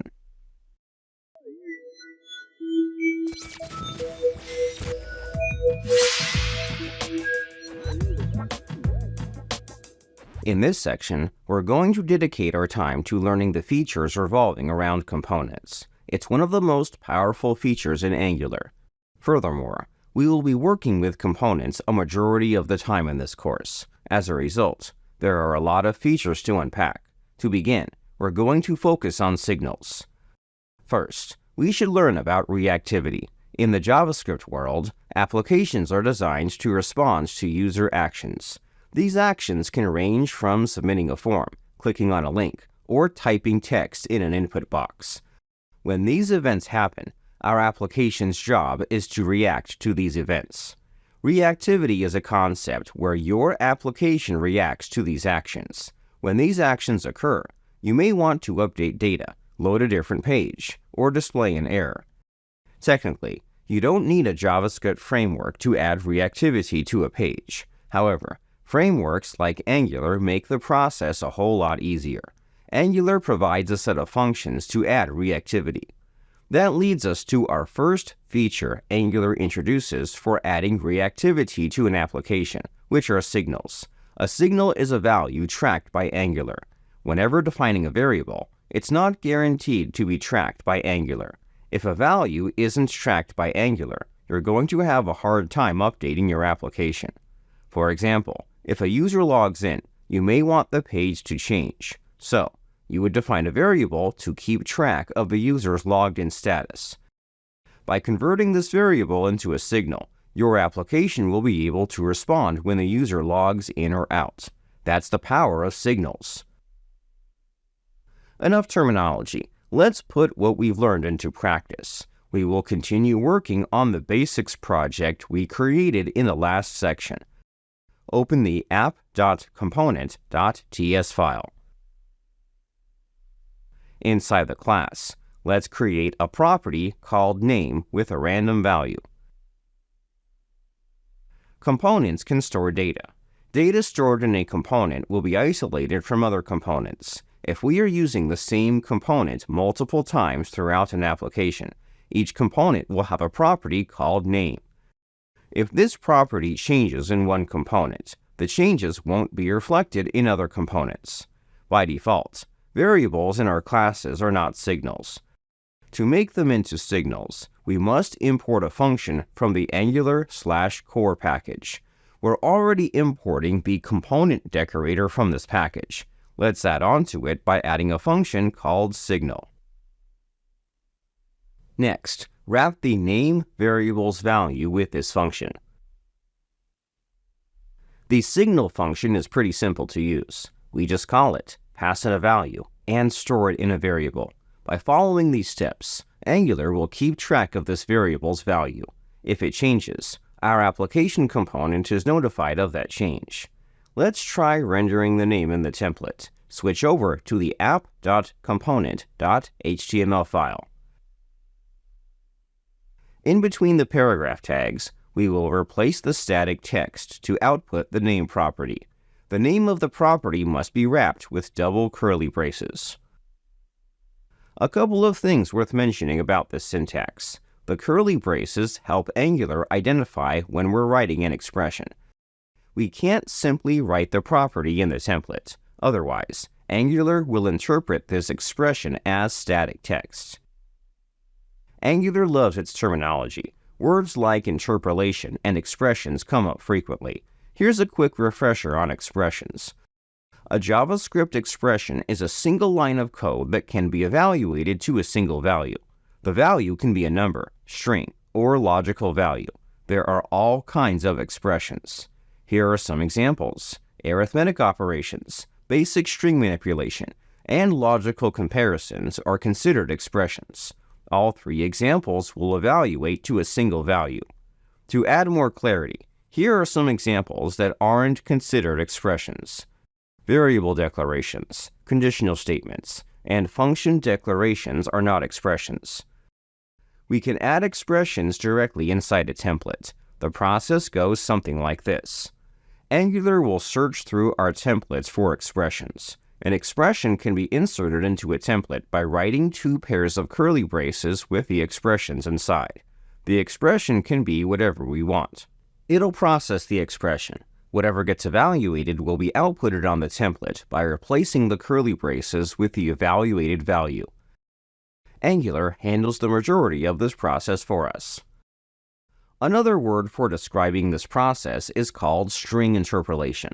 These two phrases can be interchangeable at times, but there is a difference between them. Expressions are the code inside the curly braces, whereas string interpolation describes the process of replacing a placeholder with a string value. Therefore, you can say, the expression, name, is interpolated into John.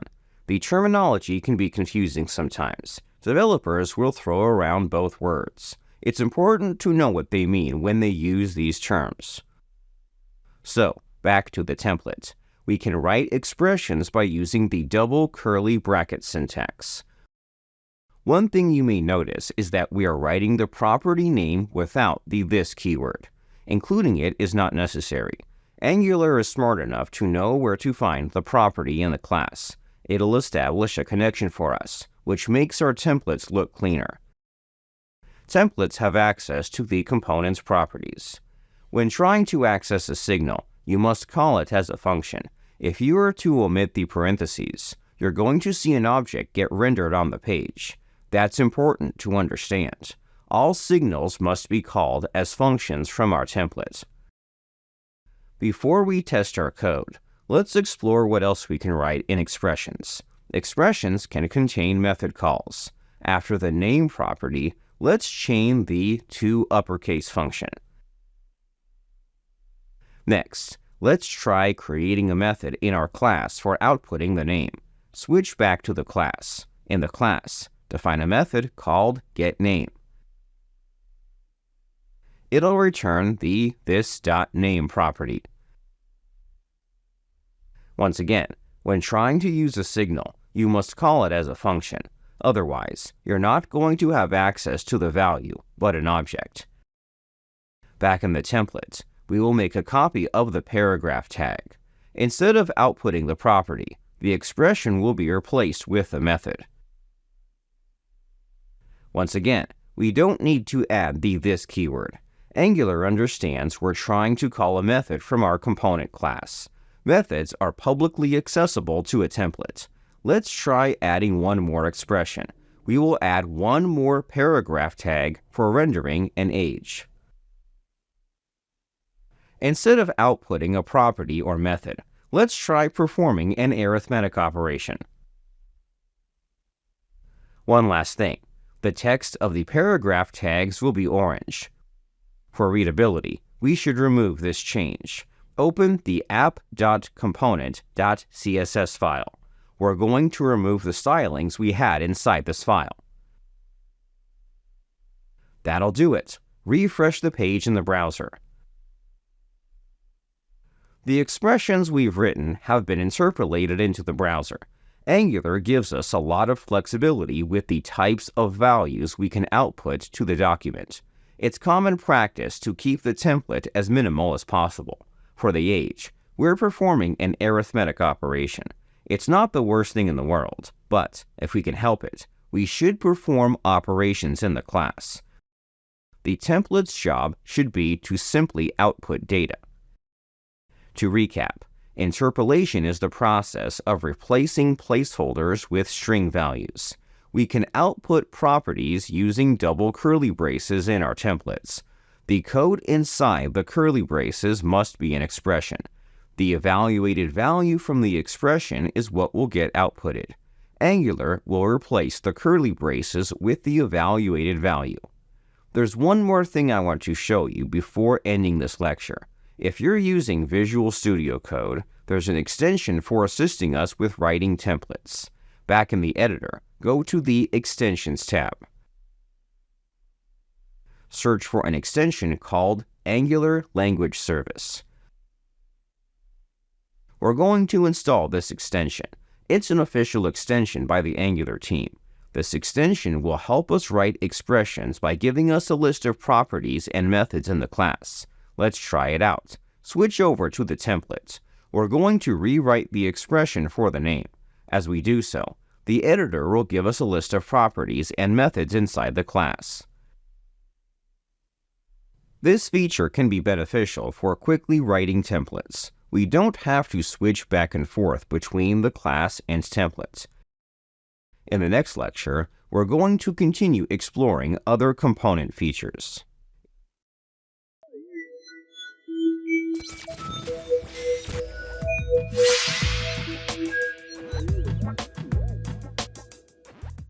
In this lecture, we're going to explore a feature called property binding to manipulate attributes on an element. So far, we've learned how to output data. Angular provides us with interpolation for rendering data from a component's class. This feature is not the only option at our disposal for manipulating the document. Attribute values can be tied to signals from our class. This feature is known as property binding. Through this feature, we can do some exciting things. For example, our attributes can store values from our component class. Let's give that a try. We will continue working in the app component class. Inside this class, we will create a property called image_URL with a value of a link to an image. Don't forget to wrap the value with the signal function. If you want to link to this image, check out the resource section of this lecture. We are going to dynamically load this image in the browser. It's a common type of action you may perform in a regular web app. In some cases, you may not be able to load an image immediately. Therefore, you won't be able to set the source attribute to a valid image URL. Images may be given to you from an external resource, such as an API. After receiving the image, we may want to load it in the document. Angular allows us to modify a template's attributes with a feature called property binding. Property binding is being able to change the document with properties from a class. If a property in our class changes, Angular will update the document with the new value. This is the change detection system I mentioned in the last section. Angular will automatically watch our properties for change. Those changes are communicated throughout our app. We can apply property binding to any attribute in our document.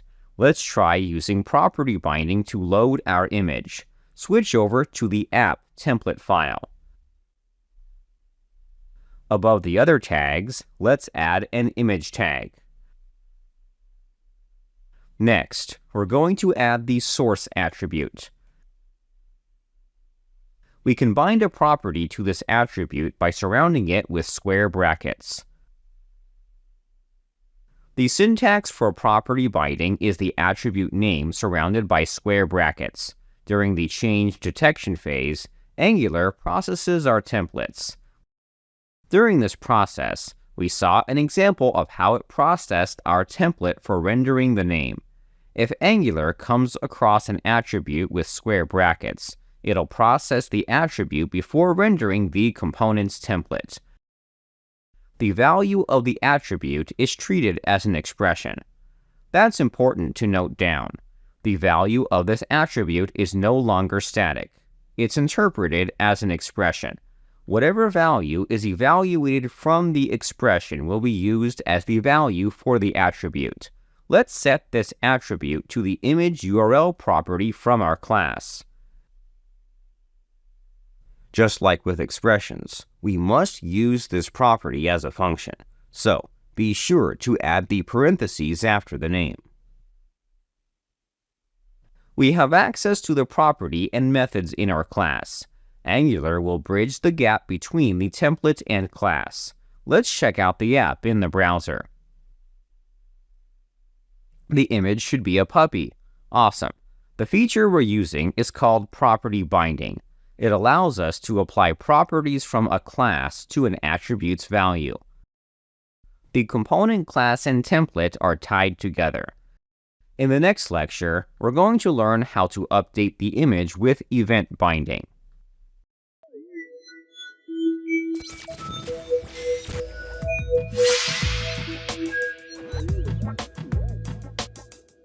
In this lecture, we're going to learn how to listen for events in our templates. At the moment, the image will always remain the same. I think it would be cool if we could dynamically swap this image with another image. Let's try giving it a shot. Open the app component template in your editor.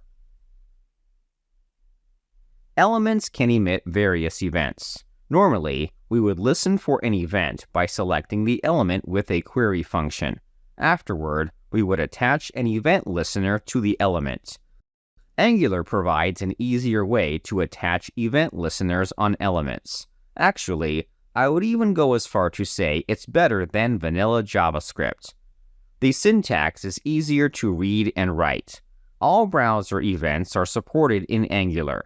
We can handle clicks, form submissions, keyboard events, etc. Custom events are supported too. We'll look at how to create custom events in a future lecture. For now, we're going to focus on browser events. Above the image, we're going to add an input element. Through this element, we will allow users to change the image. Before we move forward, let's add some spacing.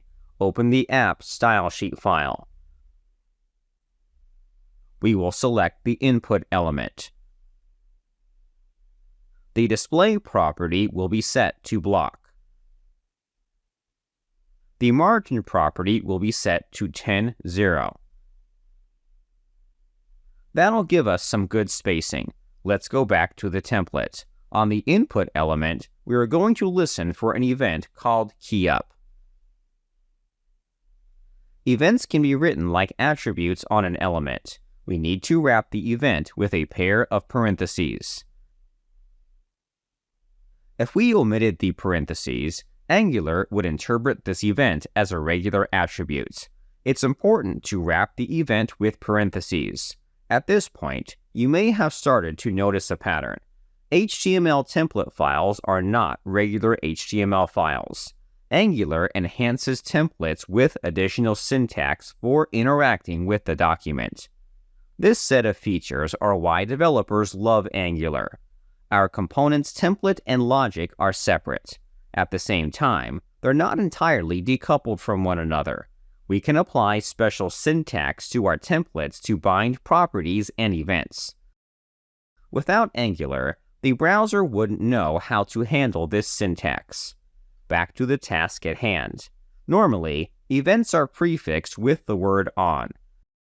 We can safely omit the on keyword from the event name.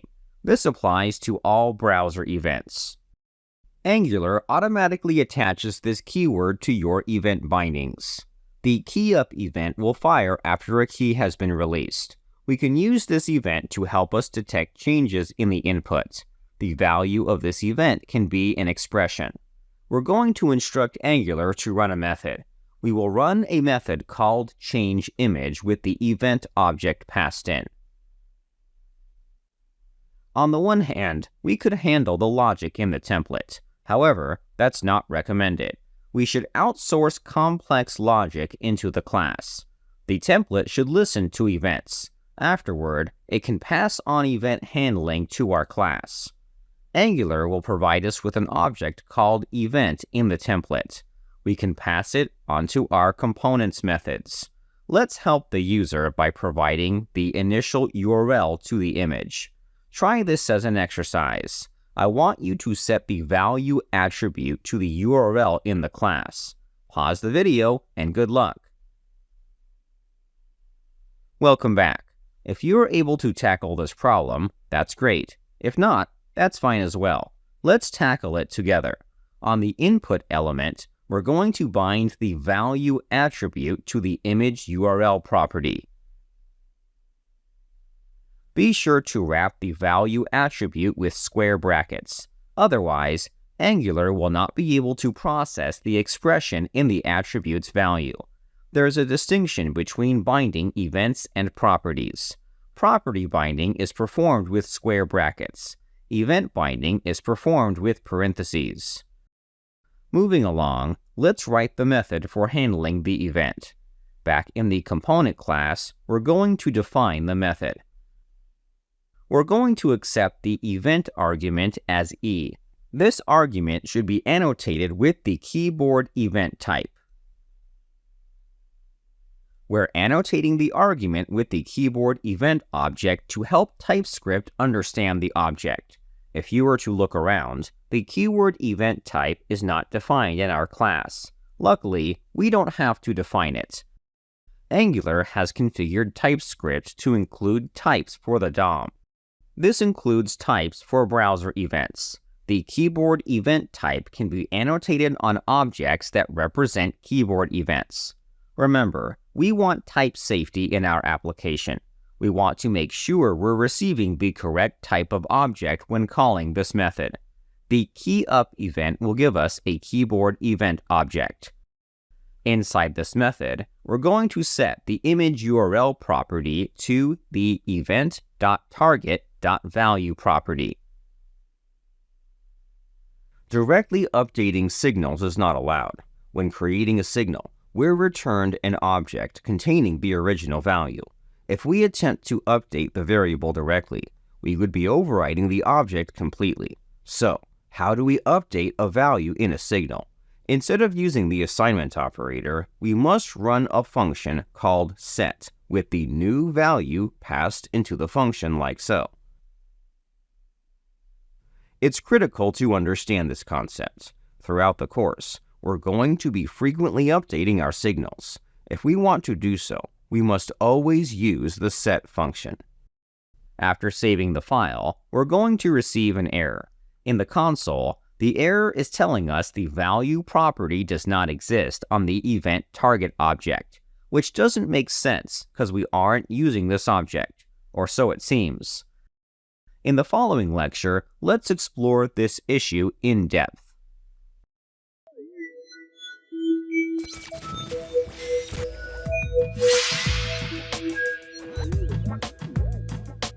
In this lecture, we're going to explore the error thrown by TypeScript.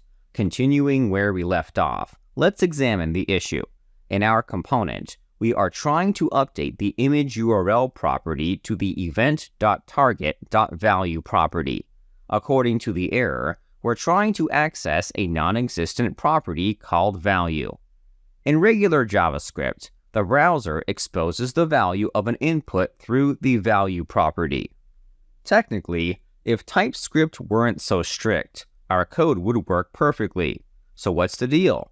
The issue we're encountering stems from TypeScript, not Angular. To better understand, let's hover our mouse over the E object. If you're using Visual Studio Code, the editor will provide you with information on the data type. For example, our editors will tell us the E object is annotated with the keyboard event type. Let's check out the data type of the target property. This time, the editor is indicating the data type is set to event target. In the resource section of this lecture, I provide a link to the documentation page for this interface. The event target interface is defined by TypeScript. On the right side, the documentation will provide you with the path to the file if you're interested in the definition of the interface. Let's scroll to a section called Index. The Index section contains a list of properties and methods. Immediately, you'll realize the interface does not define a property called value. Hopefully, the error is starting to become apparent. TypeScript isn't aware there's a property called value on the target object. This behavior can be helpful because it can prevent us from accessing properties that don't exist on an object. However, the value property does exist on the target object. Input elements expose the field's value through the value property. So why did the development team decide not to add the target property to the interface? Let's think about this for a moment. Keyboard events can be emitted on various elements. They're not exclusive to input elements. If a keyboard event was emitted on a non-input element, the value property would be undefined. For this reason, the interface does not guarantee the value property will always exist on the target object. This type of problem can appear from time to time. Sometimes a property or variable can be annotated with an incomplete interface. Luckily, TypeScript offers a feature called type assertion. Type assertion allows us to change the type from the compiler's perspective. I'll explain more in detail, but first, let's check out the syntax. Switch back to the editor. We can fix this error by wrapping the e.target property with parentheses. Next, we need to add the following as HTML input element. The as keyword will force the TypeScript compiler to assume a different type for an object or property. This behavior is known as type assertion. It's a way of helping the compiler understand the value. Technically, the event target interface is correct, but the HTML input element interface is more accurate. This interface should be applied to input elements. On this interface, the value property is defined. After asserting the type, the error has gone away. If we hover our mouse over the target property, the type is being set to event target. Switching over to the value property, the type completely changes. The type has been changed to HTML input element. Our new type has been asserted before accessing the value. TypeScript is happy. Let's check out the app in the browser. The app is rendering a text input. It's pre-filled with the property from our class. We can change the image to whatever we want. In the resource section of this lecture, I provide a link to a tool called PickSum. It's a tool for delivering dummy images for apps. It's super convenient if you need a random set of images. Feel free to browse through the list of images. Below every image, there's an ID we can use to reference an image. Back to our app, we can change to a different image by changing the first number in the URL. For example, let's change the number to 1025. We will get another picture of a dog. Great, our event is working as expected.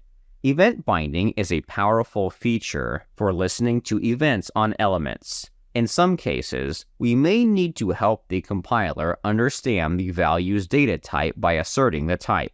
We will continue working with components in the next lecture.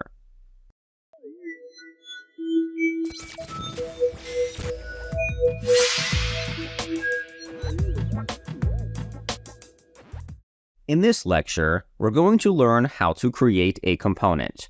Up until now, we've been working on a single component. It's recommended we break an application into several components. As we discussed before, components are a feature for teaching the browser new HTML tags. Therefore, components can be structured like a tree. It's similar to the DOM tree. The app component is typically the root or parent component of all components. The job of the app component is to load other components. In this diagram, we have a hierarchy of components where the app component is the parent. The product components are the children of the app component. Children components can load more components. There isn't a limit on the depth of the tree. It's similar to HTML, where we can have a deeply nested structure of HTML tags. Typically, components should focus on one feature. In our example, the product component would never render information about users. It should focus strictly on products. Throughout this course, you'll get a feeling for how components should be structured. We have two options for creating components. We can create them manually or use the CLI. We've already seen how to create components manually. I think this would be a great opportunity to learn how to use the CLI to help us generate a component's files. It will save us the trouble of manually creating and configuring a component. We can create a component with the ng-generate component command. In the command line, we have the app running. So, how can we generate a component while having the app running? We can open a new command line by pressing the plus button. By the way, if you don't see this option, that's probably because you haven't moved the command line as a tab. Let me show you how to put the command line as a tab in Visual Studio Code. Go to Terminal, New Terminal. When selecting this option, the terminal should appear below. To the right, you can click on the button that says PowerShell or Command Line to drag it as a tab like so. I recommend having two command lines open for the rest of this course, one for running the server, another for installing packages or creating files. Inside the new command line, we're going to write the ng-generate component command with the help option.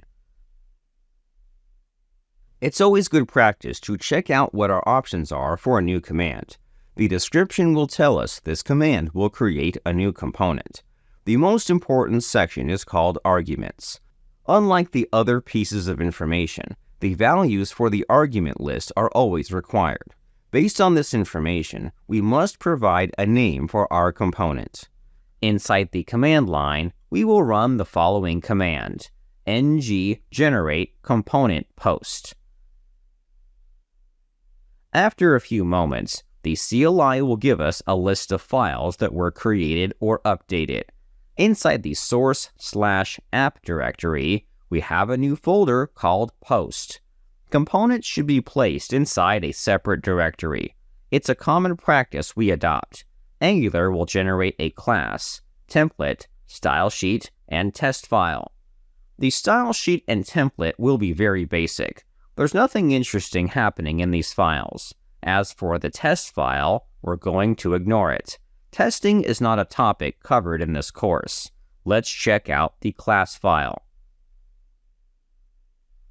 Right away, we're going to be greeted with an entirely different starter file from the app component. With a single command, the CLI generated this entire file for us. It has the same settings as the app component, with some exceptions. Inside the Components decorator, there's a new option called Imports. The Imports option is an array of components that can be used by this component. At the moment, it's empty. I'll show you how to add components to this option in the next lecture. Other than that, everything in this file should be familiar to you. Congrats! You've created your first component. In the next lecture, let's update it to display our image.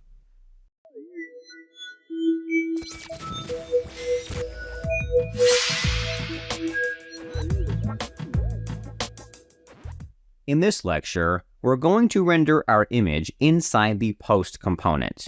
We have a couple of options at our disposal. We can move the template and properties to the Post component. Alternatively, we can move just the template. The URL for the image can be left inside the app component.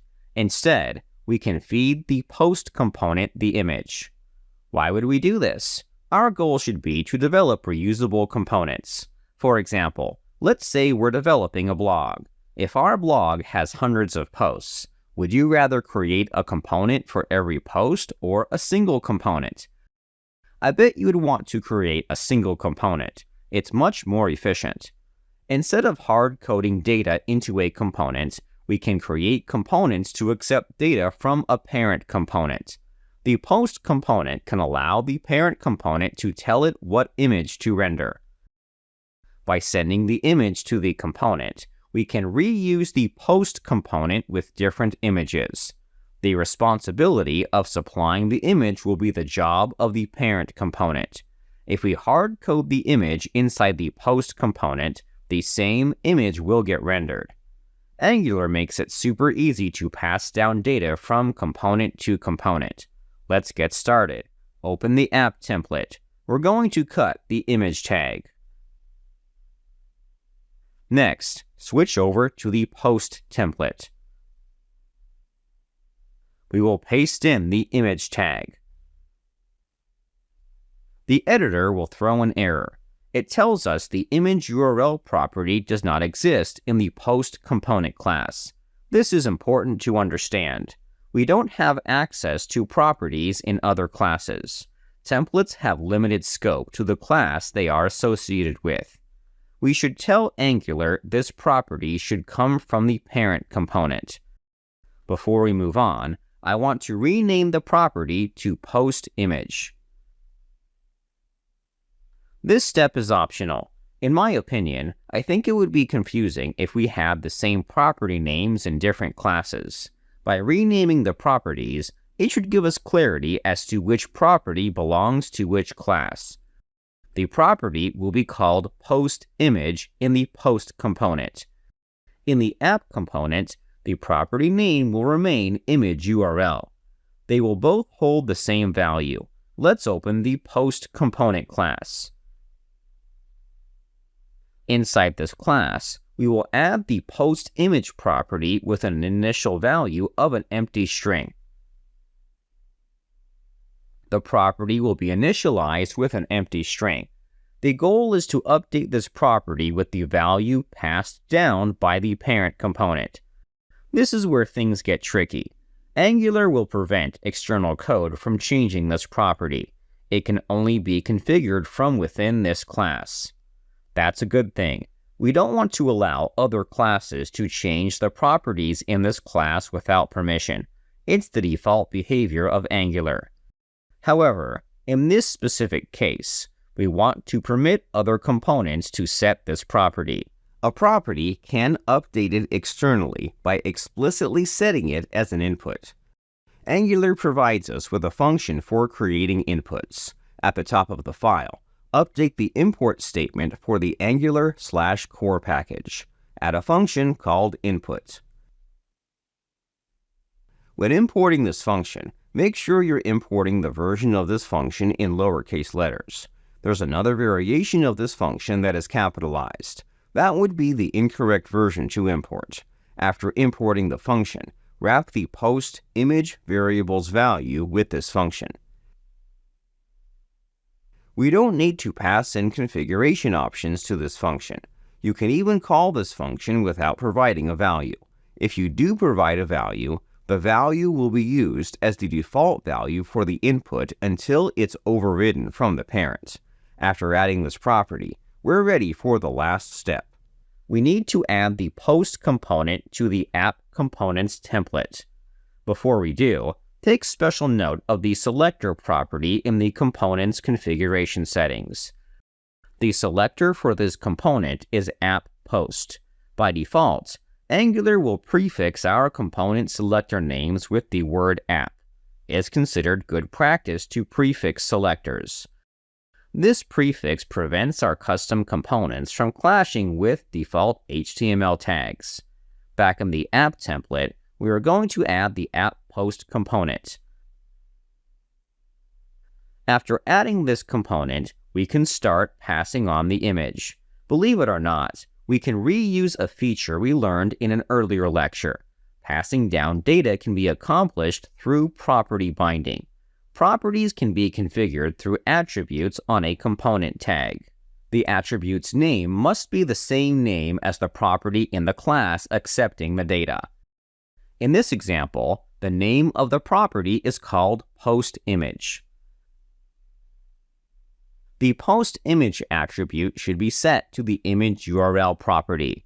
By default, attribute values are not processed as expressions.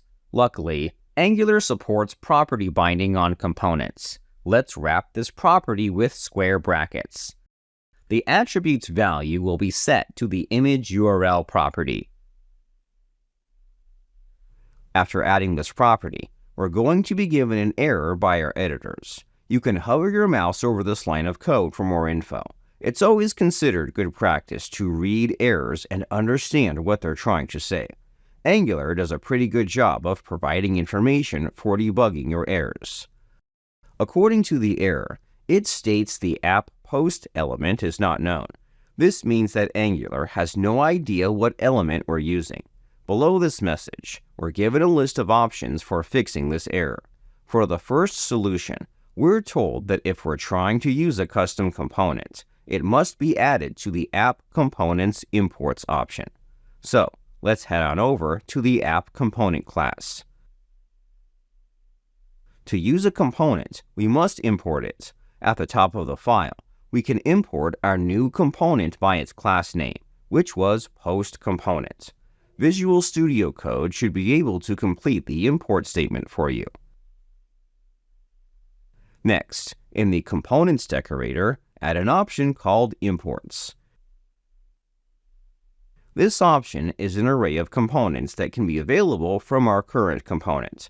Add the Post Component class. Just like that, our component will be accessible from the template. If you head back to the template, the error should go away. We're finished. If we did everything right, the image should appear in the browser. Let's refresh the page. The image is appearing. Awesome. We are able to communicate data between components, which is necessary for any app. Data can flow from a parent component to a child component. We will continue learning about data flow in components in the next set of lectures.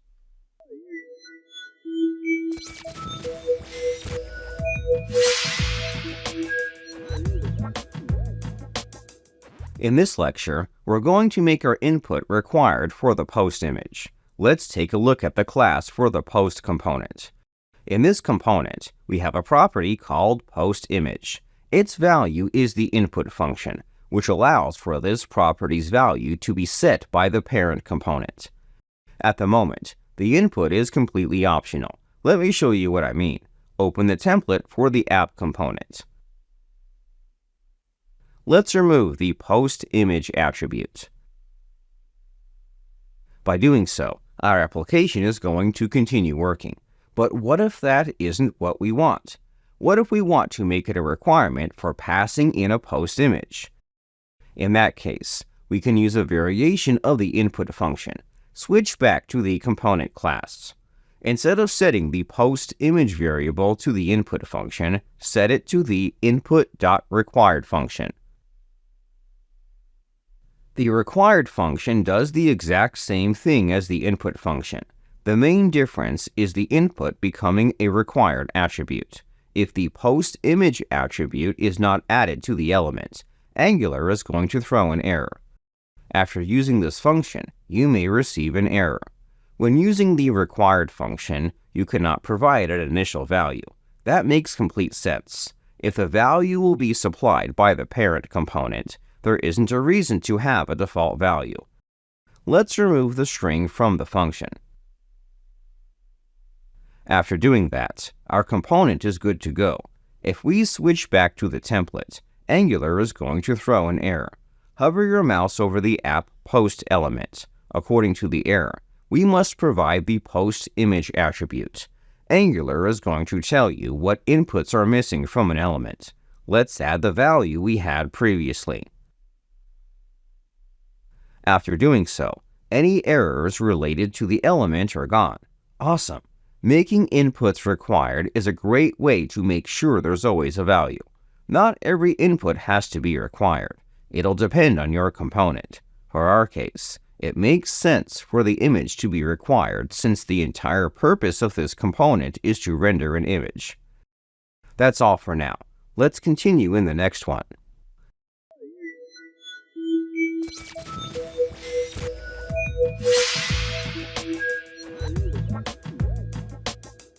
In this lecture, we're going to explore communication between components with a feature called outputs.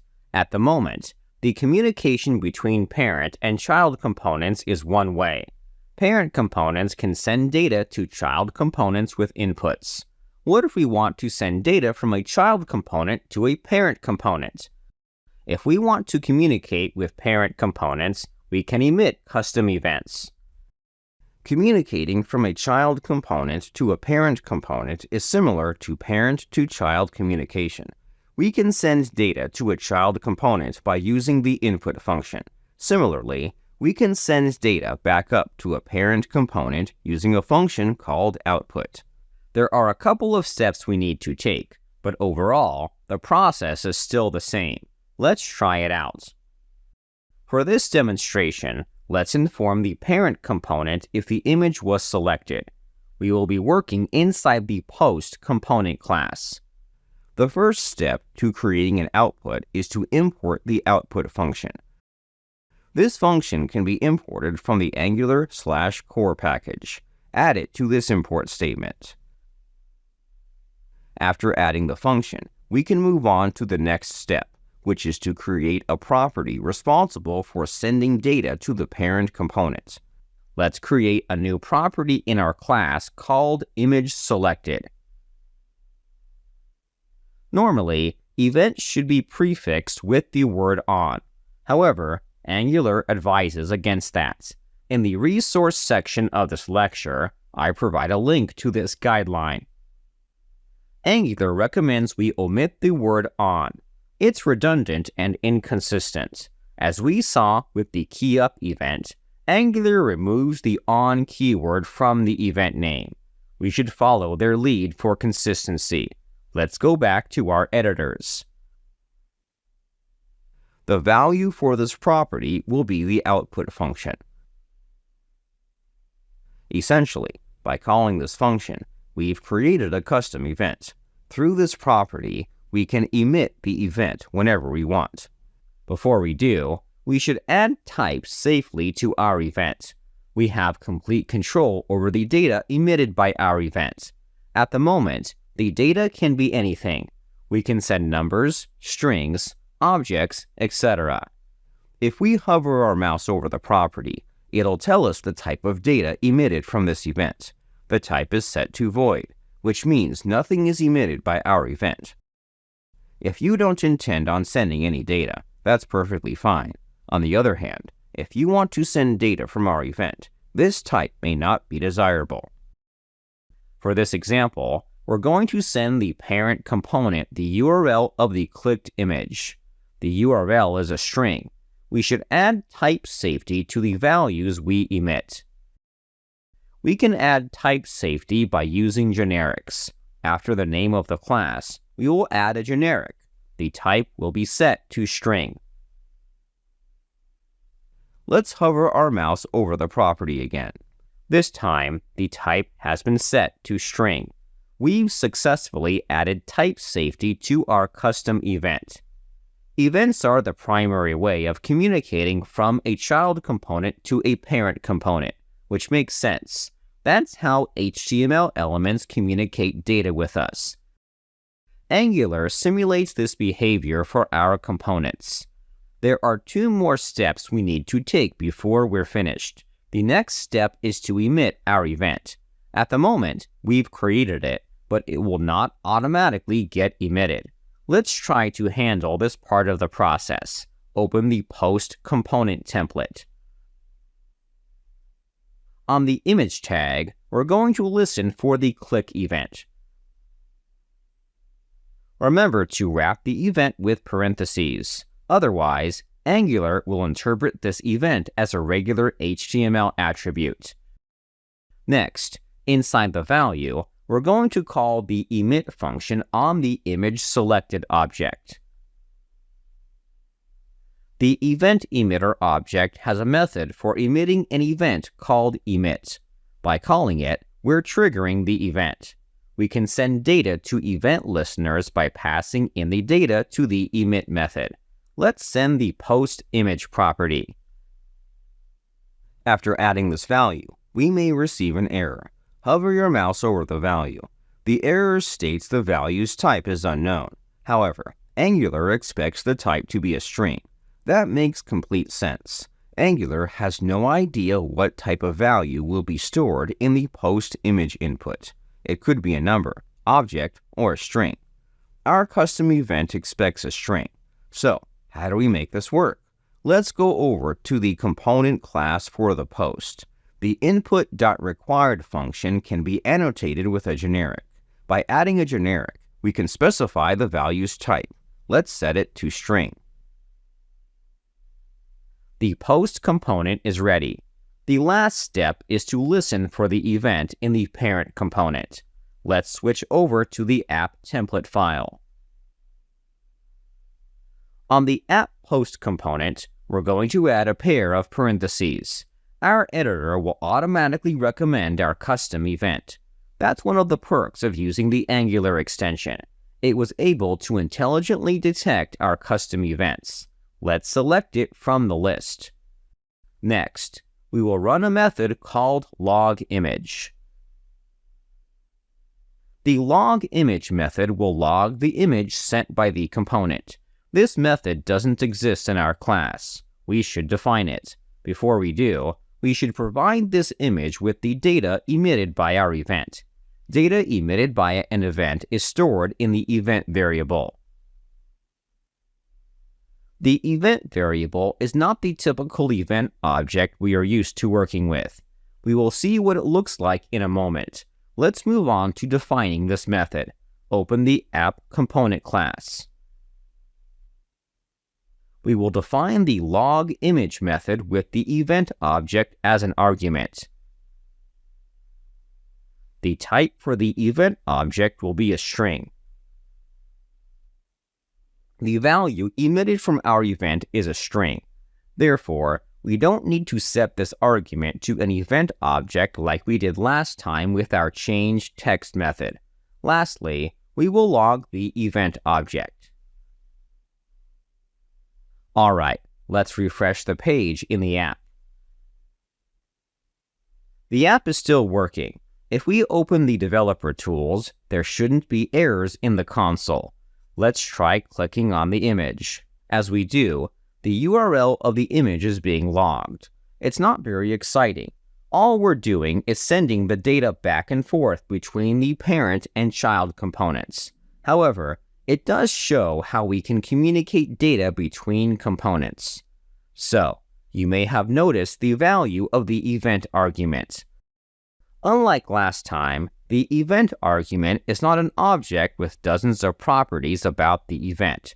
It doesn't include information like the name of the element we clicked on. Whenever we're creating custom events, we have complete control over the event argument. We can choose to send simple data. It depends on the needs of your event. Keep that in mind when working with custom events. That wraps up this lecture. We've learned how to communicate between components. It's one of the most common ways to work with data in components. In the next lecture, we're going to look at an alternative option for passing down content from the parent component to the child component.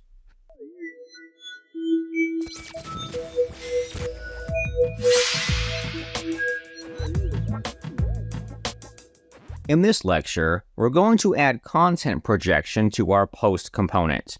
The post component displays an image. Captions can accompany images. We should add an option for adding captions to our images. The caption should come from the parent component.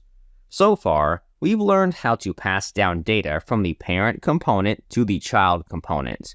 We can add an input to a property in the post class to allow the parent component to configure it.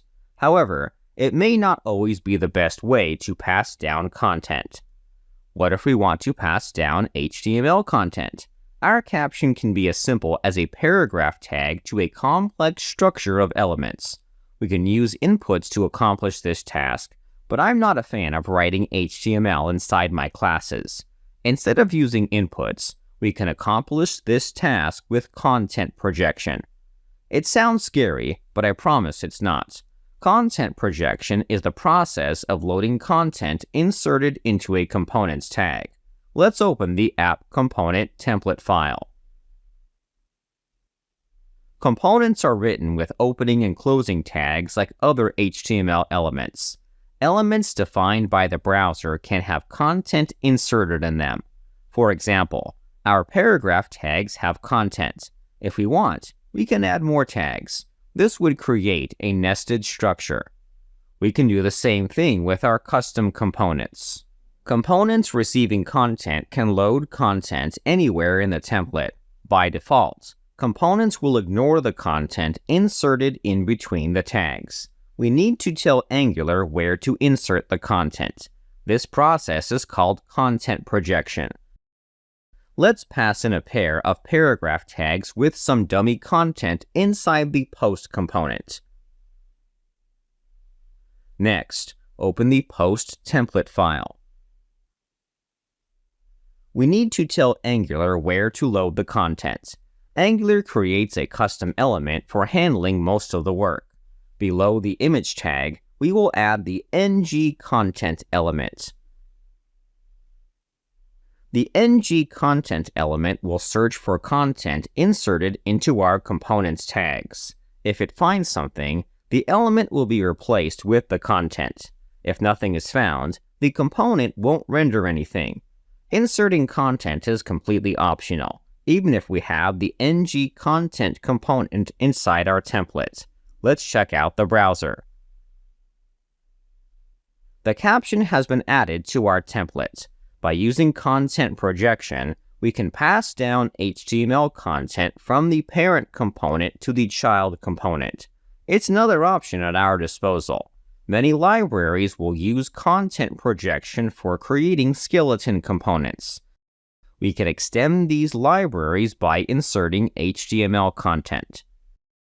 In the next lecture, we're going to shift our focus to lifecycle functions.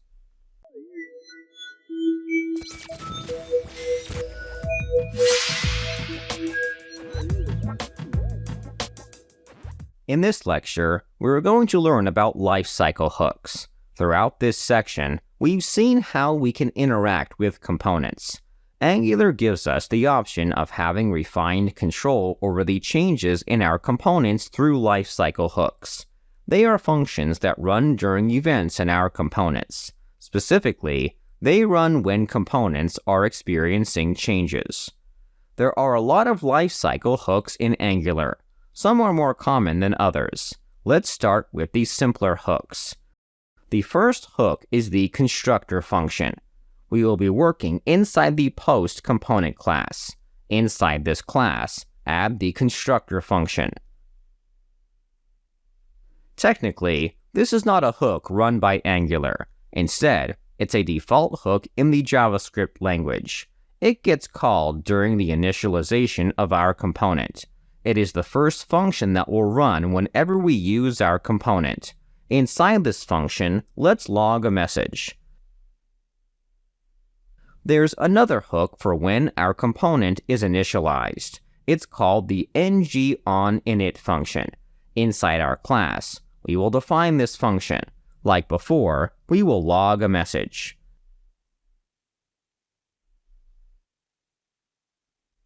We can write the ngOnInit function in our component without a problem. However, it's not considered good practice. There's a better way to write this function. We can implement an interface. We learned about interfaces in the TypeScript section of this course. They are blueprints for objects to help the compiler understand the properties and methods inside an object. Angular defines a set of interfaces for lifecycle functions in a component. There are two benefits to adding them to our component. Let's look at what those are. At the top, we can update the Angular/core package to include an interface called onInit. Previously, we learned how to apply interfaces on objects with curly brackets syntax. We can apply interfaces to classes by adding the implements keyword after the class name followed by the name of the interface. Let's implement the onInit interface to the class. After adding this class, we're going to get an error. The error we're receiving is the first benefit of implementing an interface. The error is telling us we haven't properly added the ngOnInit function to the class. It might be confusing at first, but it's not once we look at the error carefully. I've purposely misspelled the function. The letter O is capitalized. After updating the letter, the error on the class is gone. Implementing an interface can help us catch mistakes like these. Typos are a common problem in programming. You may be thinking, what if we misspelled the interface name in the import statement? For example, I'll change the O from uppercase to lowercase. After doing so, TypeScript will throw an error. It's telling us this interface does not exist. Therefore, it's practically fail-proof to misspell the interface accidentally. I'll undo this change. One last thing to point out. Let's hover our mouse over the NgOnInit function. The editor will give us a description of this function. It's a great way to learn more about a function in case you forget what it does. By implementing this interface, we can avoid typos, and we are given a description of the function. It's always considered good practice to implement an interface for lifecycle hooks. In the resource section of this lecture, I provide a link to the Lifecycle Hooks documentation page. This page will provide us with detailed information on the various lifecycle hooks in Angular. If you scroll through the page, you're going to come across a complete list of lifecycle functions. I recommend checking it out if you want more information about each hook. Let's go back to the editor. The NgOnInit function will run when the component is initialized with the data. It's completely different from the constructor function. The data will have changed from both functions. To better understand, let's update our log statements to include the post-image property.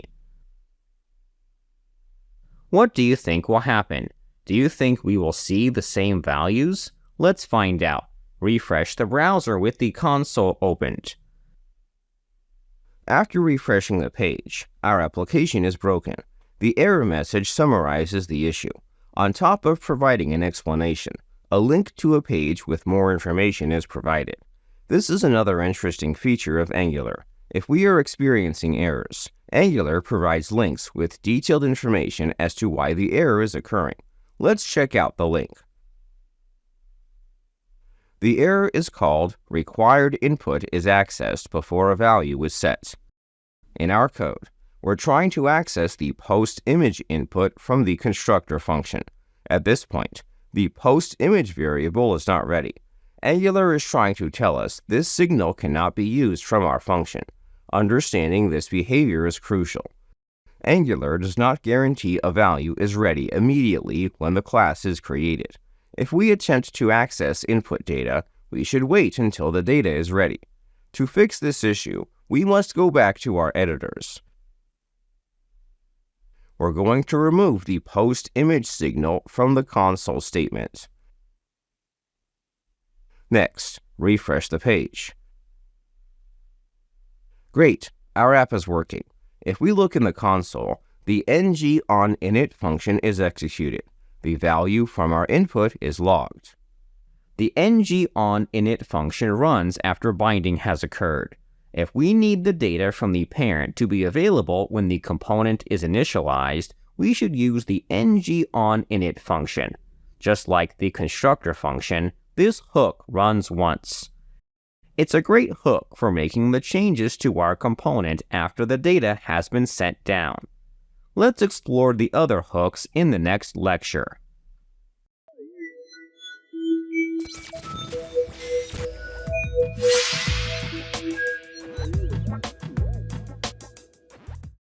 In this lecture, we are going to explore the other lifecycle hooks. Before we begin, I don't recommend stressing over every hook. It's likely you won't need every hook. I'll be sure to point out the most common hooks in Angular applications. The constructor and NgOnInit hooks are some of the common hooks you may come across. They're so common, the CLI adds these hooks to a generated component. We will start with the NgOnChanges and NgDoCheck hooks. First, we should implement their interfaces. We are continuing to work in the post class.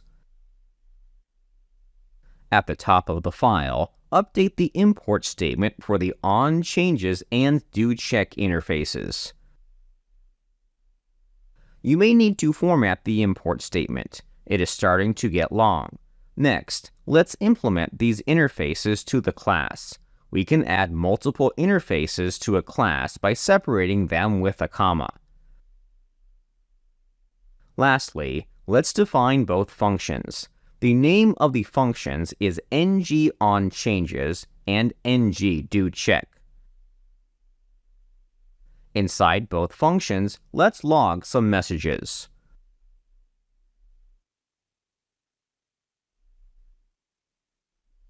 Both functions have similar behavior. Unlike the NgOnInit lifecycle hook, these two functions will run multiple times for different reasons. The NgOnChanges function will run whenever changes are made to the component. For example, let's say we update the URL to the image. This function will run whenever that happens. In fact, it's guaranteed to run once in our component. Keep in mind, the post-image property is set to an empty string. After the data has been passed down from the parent component to the child component, the post-image property will be updated. Therefore, Angular will run the NgOnChanges function. Moving on to the next function. The NgDoCheck function runs after a change detection cycle has occurred. We've talked about change detection before. It's the system Angular uses for synchronizing a component's data with its template. Angular is not picture perfect. It's possible it may overlook an area in our app during change detection. The purpose of the NgDoCheck function is to perform updates that Angular may miss. Rarely will you need this function, but it is available whenever Angular fails to update your component properly. The NgDoCheck function can be useful for performing changes when Angular doesn't want to. Let's test out both functions in the browser. In the console, the NgOnChanges function runs once. Take special note of the order of the messages. This function runs after the constructor function but before the NgOnInit function. It makes sense since the NgOnChanges function happens immediately after changes in our component. The NgDoCheck function runs twice. As a reminder, the change detection system in Angular will run twice to check for errors. Therefore, we can expect this function to run twice. It'll continue to run whenever change detection is triggered. For example, I click on the image, the NgDoCheck function gets called. Even though our component isn't changing, this function will still run. There are 4 more hooks we need to talk about. Before we get into them, we need to distinguish between the view and content in a template. In Angular, content is placed into 2 categories. They can either be view or content. The view refers to the content inside the template file, whereas the content refers to the projected content from the parent component. Angular processes both categories of content separately. To better understand, let's check out the app template file. Inside the post tags, we are inserting content into the component. This process is called content projection. Even though we're inserting this content into the component, we don't have access to the properties from the post component. For example, the post component has a property called post_image. Inside the projected content, we can't access this property. If we were to write an expression for the post_image property, we would receive an error.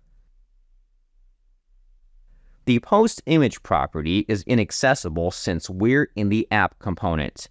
Angular will process the template in the app component before sending it to the post component. That's important to understand. The post component is not expected to process the content. Expressions or bindings in our projected content will be processed from the parent component. Next, the template is sent to the child component. After it's been sent to the post component, Angular will begin processing the expression and bindings in the post component. These are two separate events. The projected content is called content. The content in the component's template is called view. With that information in mind, there are 4 lifecycle hooks, 2 for the content and another 2 for the view. Let's explore all of them. Switch back to the post class. Let's go to the top of the file. We will need to import their interfaces. They're the following: after content init, after content checked, after view init, after view checked. Next, let's apply these interfaces to the class.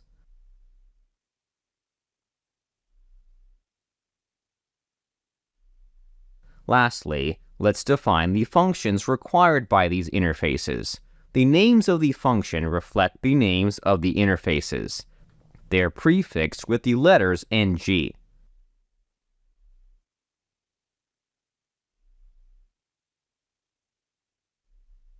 Inside each function, we will log a message to identify them in the console.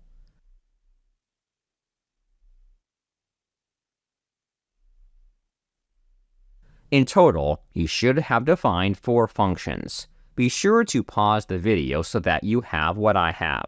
Let's go through these functions one by one.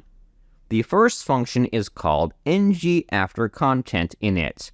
As you can probably tell by the name, this hook refers to the projected content from the parent component. It runs after the content has been initialized. The expressions and bindings have been processed. At this point, the projected content has been inserted into the child component. The second function is called ng after content checked. This function runs after the content has been checked for changes. The third function is called ng after view init. This function runs when the component's template has been initialized. The last function is called ng after view checked. This function runs when the component's template has been checked. The view init and content init functions run once. They run before their checked function counterparts. It is the first time the content has been processed. The content checked and view checked functions can run multiple times. They will be called whenever Angular's change detection system runs. Let's refresh the page in the browser. In the console, we will find 4 messages. Notice how the content function runs before the view. The projected content functions will always run first. These hooks are not commonly used, but they are available if you need them. There's one last hook we will discuss. Switch back to the editor.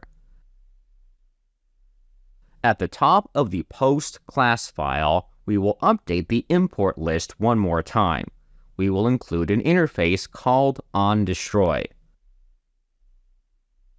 Next, we will implement this interface. Afterward, we will define the ng onDestroy function in the class. Lastly, we will log a message. The onDestroy hook will run when the component is destroyed. We can remove components from the page when we don't need them anymore. If the component is being removed from the document, Angular will run this hook. It'll give us the opportunity to remove functionality to prevent memory leaks. Unfortunately, we won't have a chance to test this function. We haven't learned how to destroy components yet. That wraps up the lifecycle hooks for this lecture. It's a lot of hooks to work with. Luckily, you won't need every single one of them. At most, you will probably use 2 or 3 hooks in a single component. The most commonly used hooks are the constructor, ng on init, ng on changes, and ng on destroy hooks. Before we move on, there's one last warning I want to give. Hooks that run multiple times can impact the performance of your app. If you need to use these hooks, make sure you're not performing an intensive action. Otherwise, the performance of your app may suffer. In the next lecture, we will continue learning about components.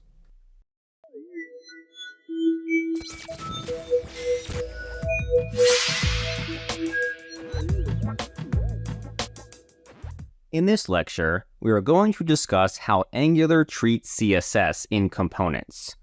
You may be surprised. Behind the scenes, Angular treats component CSS differently than global CSS. Being aware of these features will prevent you from running into problems. Let's dive in. We have two options for applying CSS to a component. We can add CSS to the source/styles.css file. Styles added to this file are applied globally to an app. However, we should add styles for a specific component in its respective style sheet file. For example, our post component has a CSS file called post.component.css. Styles created in a component CSS files are scoped. What this means is that styles can only affect a component's template. Our styles cannot affect other components. To better understand, let's look at an example. Inside this file, let's select the image tag. We will apply the width and height properties to the image. Both properties will be set to 200. Let's check out the app in the browser. The image has been resized without a problem. However, there's something else happening behind the scenes. Let's inspect the element of the image. In the developer tools, Angular has added a special attribute to the image tag. It's an ID for preventing the styles from being applied to other images. If we look to the right, the selector has changed too. Angular has modified the selector to include the custom attribute attached to the image tag. By adding this ID, it can adequately select the image tag without selecting other image tags. Our CSS has been encapsulated. If we have images in other components, they won't be resized from this component's styles. This behavior is incredibly beneficial to us. We never have to worry about having conflicting styles. If we look back at the Elements panel, we will notice something else. The template is being wrapped with the custom component tag. Our image is wrapped with the app post component. Angular does not replace the component tag with the template. Instead, it inserts the template into the tag. In some cases, we may want to select the tag. For example, we may want to select the app post component tag.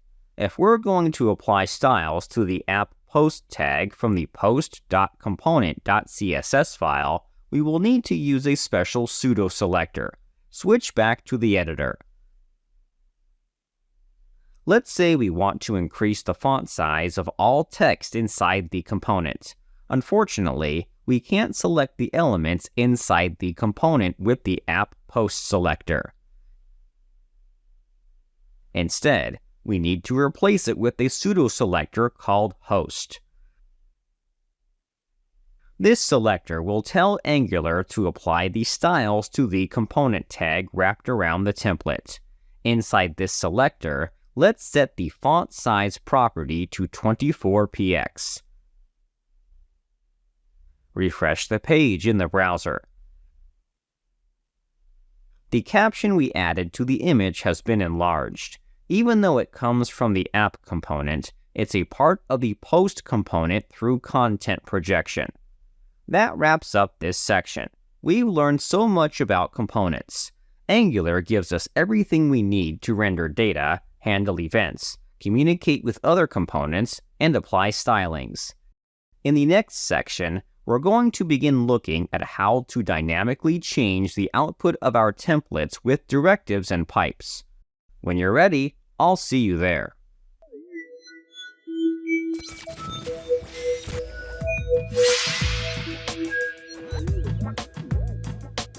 In this section, we are going to start focusing on transforming content. Angular provides two features for helping us transform content.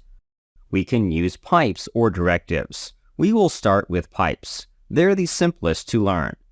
A pipe is a function for transforming a value in the template. It's as simple as that. We pass in a value to a pipe function. The pipe will return a new value. This value will be rendered in the template. You may be thinking, how is this different from defining a method in a class? Pipes are not bound to a specific component.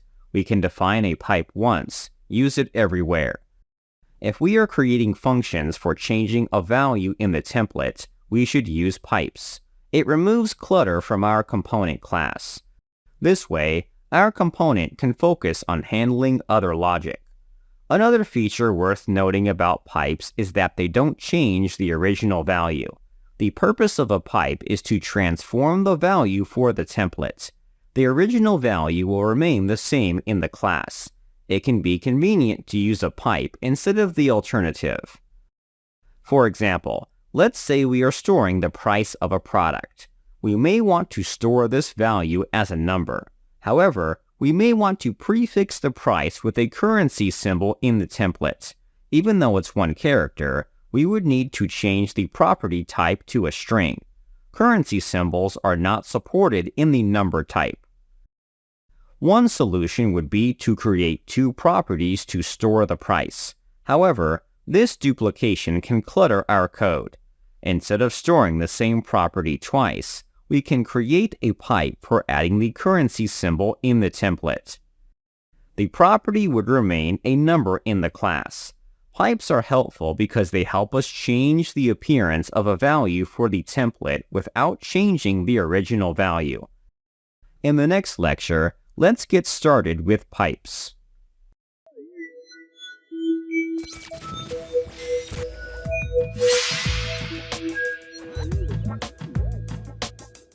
In this lecture, we're going to start exploring some pipes. Angular comes with a couple of pipes built into the framework. We have the option of creating custom pipes too. We will start with Angular's pipes. They should cover most cases. Let's view the documentation for Angular. Let's take an opportunity to talk about navigating the documentation. On the sidebar, there are links to guides, tutorials, and a playground. On this page, we're given a list of all available classes and functions from Angular. Above the list, you can filter the results. Let's click on the Pipes option. As you can see, we are given a complete list of pipes shipped with the framework. I find Angular to be heavily documented. Almost every corner of the framework has been documented for you. Before checking out the documentation, we should verify we're viewing the latest version. Angular regularly pushes updates. This means there are different versions of the document for each release. We should always check reviewing the documentation for the correct version. Otherwise, we may be working with outdated information. On the sidebar, we can select the version. By default, the documentation will select the most recent stable version of the framework. Let's shift our focus back to the list of pipes. We will be exploring most of these. From this list, click on the Title Case Pipe class. This is the first pipe we'll be using. When trying to learn a new pipe, there are two crucial pieces of information you should check out. The first step to using any pipe is to import it.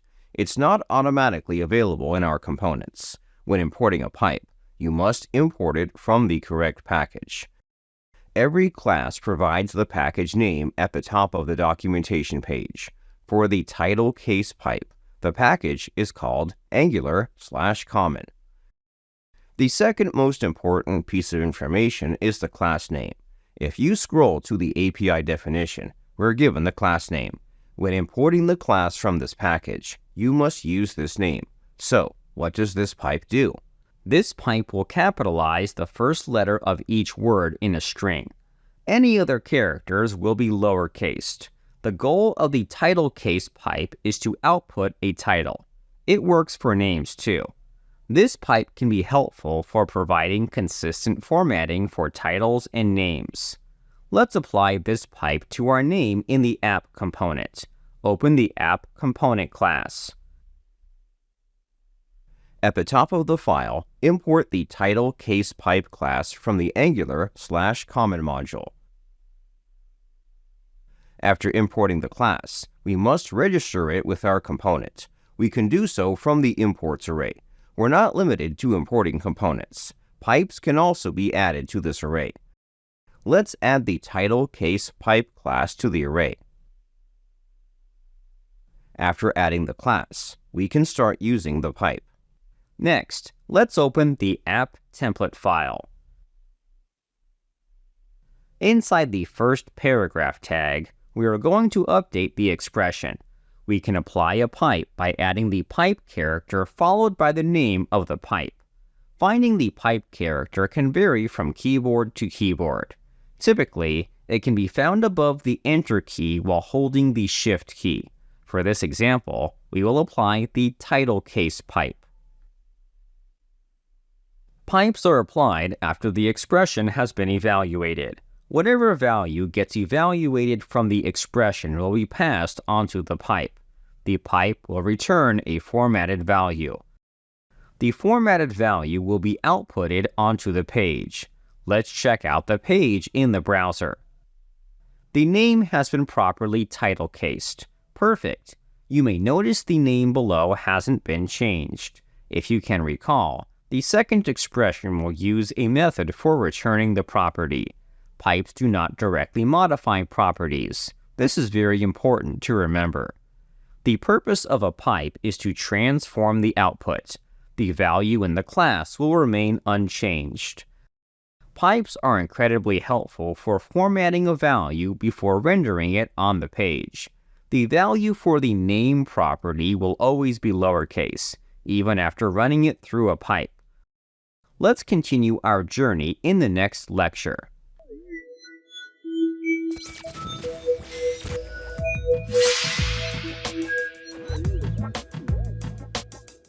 In this lecture, we're going to take a break from pipes to learn about the Angular Dev Tools. It's an official tool from the Angular team for debugging applications in the browser.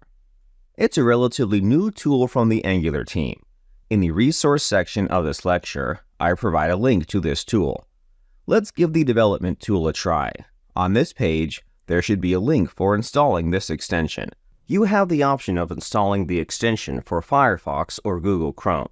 If you're using another browser, you may need to switch. On the store page, install the extension. The extension should have created an icon at the top right corner of the browser. By default, the icon will be black. If we click on the icon, the extension will tell us it hasn't detected the Angular app. Let's switch over to our app. Almost immediately, the icon will turn red. If we click on it, Angular has been detected by the extension. However, where are the tools? The developer tools must be opened for viewing the new tool. There should be a new panel called Angular. On this panel, we will find a hierarchy of components for our application. We can select the components to view its data. For example, if we click on the Post component, we can check out the properties inside the component. Not only will the tool show us the component's properties, but it'll also categorize the properties. It makes it easier to sort through our data. The properties are not read-only. We can freely modify these properties. Any changes we make to the properties will be reflected in our app. The main reason I'm showing the Angular Dev Tools is to show how pipes affect our properties. Switch over to the app component. The value for the name property has not changed. It remains lowercase. Even though we've applied a pipe to this property in our template, the pipe did not change the value in the class. The developer tools are a great way of verifying this behavior. Pipes do not change the properties. They change the output in the template. We'll be using the dev tools from time to time to help us debug our application. In the next lecture, we'll jump back into pipes.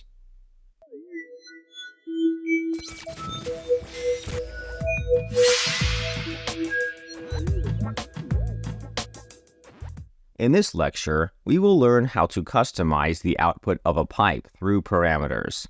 At the end of the day, pipes are functions. Pipes can have arguments to modify the behavior or output. You can refer to the documentation of a pipe to learn more about its arguments. Not all pipes are configurable. For example, the title case pipe does not have parameters. We'll have to explore a different pipe. For this demonstration, we are going to learn about a new pipe called date. The date pipe will format a valid date object. This pipe can be useful for rendering friendlier dates to users. It gives us complete control over the formatting of a date. Unlike the title case pipe, the date pipe has a parameter for modifying the date format. To get started, let's create a date object. Open the app component class file. We will create a property called current date. We want this property to be a signal, so let's set the value to the signal function. We're also going to give this signal an initial value. Its value will be a new instance of the date object. The date pipe can work with three types of values. We can use numbers, strings, and date objects. I think working with a date object will be the easiest. By default, new instances of the date object will store the current date and time. We can avoid trying to guess the current date with a string or number. In addition, it's clearly impossible for a date object to store a value other than a date, whereas a string may have a typo. If we attempt to pass an invalid value to the date pipe, we may encounter unexpected behavior. In most cases, I recommend applying date pipes to date objects for the most accurate results. Let's switch over to the app template file. At the bottom of the template, we will add a paragraph tag with the following expression, current date. Let's switch over to the browser. Date objects can be rendered in a template. However, the formatting isn't appealing. Ideally, the format of a date should be the month, day, and year. At the same time, we shouldn't modify the date object. In some cases, you may want to work with date objects for sorting. JavaScript allows for arrays to be sortable with dates. In this scenario, applying the date pipe will allow us to format the date without directly modifying the date object. Let's fix the formatting with the date pipe. Switch back to the class file in the editor. To use the date pipe, we must import the class, which is also available for the common package. In this import statement, include a class called datePipe. Next, add it to the imports array. Great, we can start using the datePipe. Switch over to the components template. We will add the date pipe after the current date expression.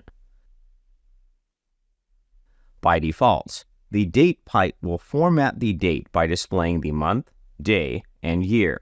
Everything else will be removed. It's possible you may see a different format based on your current environment or when you're taking this course.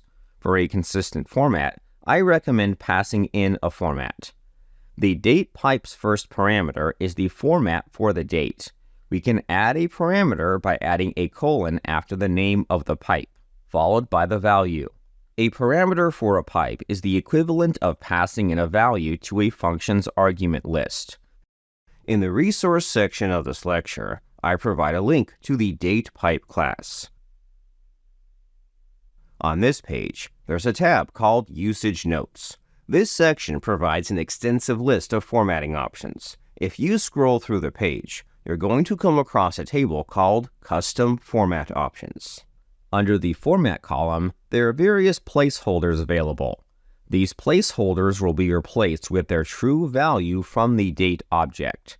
The date pipe will take care of replacing the placeholders with the appropriate value. For example, let's say we want to output the month and day.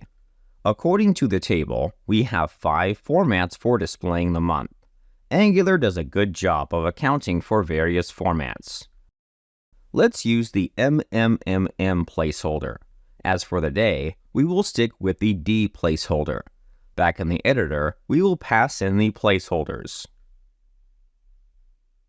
The value of the placeholder must be passed in as a string. Be sure to wrap the values with quotes. As for the arrangement, the month should appear before the day.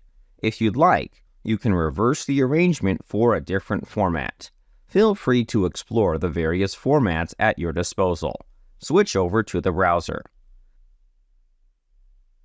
The date has been properly formatted according to our specifications. Choosing a format is a powerful feature, but there is an alternative solution for those who prefer to let Angular format dates. The value of the format does not need to be a series of placeholders. Alternatively, Angular provides a set of predefined formats. Let's switch back to the documentation page. On this page, there's a section called Predefined Format Options.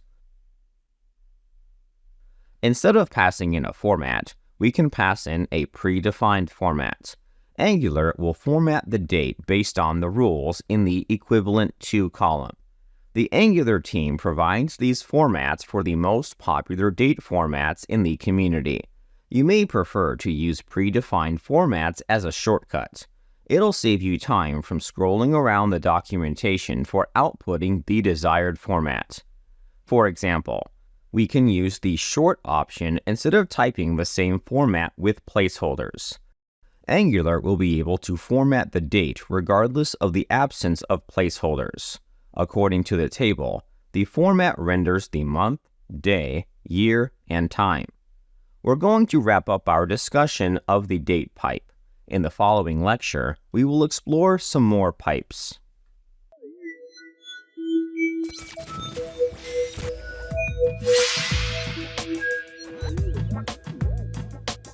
In this lecture, we're going to learn about two pipes for formatting numbers. They're the decimal and currency pipes. Both can format numeric values. Formatting numbers is a common problem you'll encounter in app development. Let's start with the currency pipe. The currency pipe will format a number by adding a currency symbol before the value. On top of adding a currency symbol, the currency pipe can format a number with a fixed decimal size. If our value requires decimals, they will be added automatically. First, we will need to create a property for storing a number. Open the app component class file. Inside this class, we will add a property called cost. Set the value to the signal function. Whenever we create new properties, they'll most often be signals, since we may need them to be reactive. Let's give our signal an initial value. Its value will be 2000. This property will hold the cost of some imaginary product. After defining this property, we're going to output it with a currency pipe. First, we'll have to include it. At the top, update the Angular/common package to import a class called currency pipe. In addition, let's also import a class called decimal pipe. We'll be using this pipe in a few minutes. After importing those classes, add them to the imports array.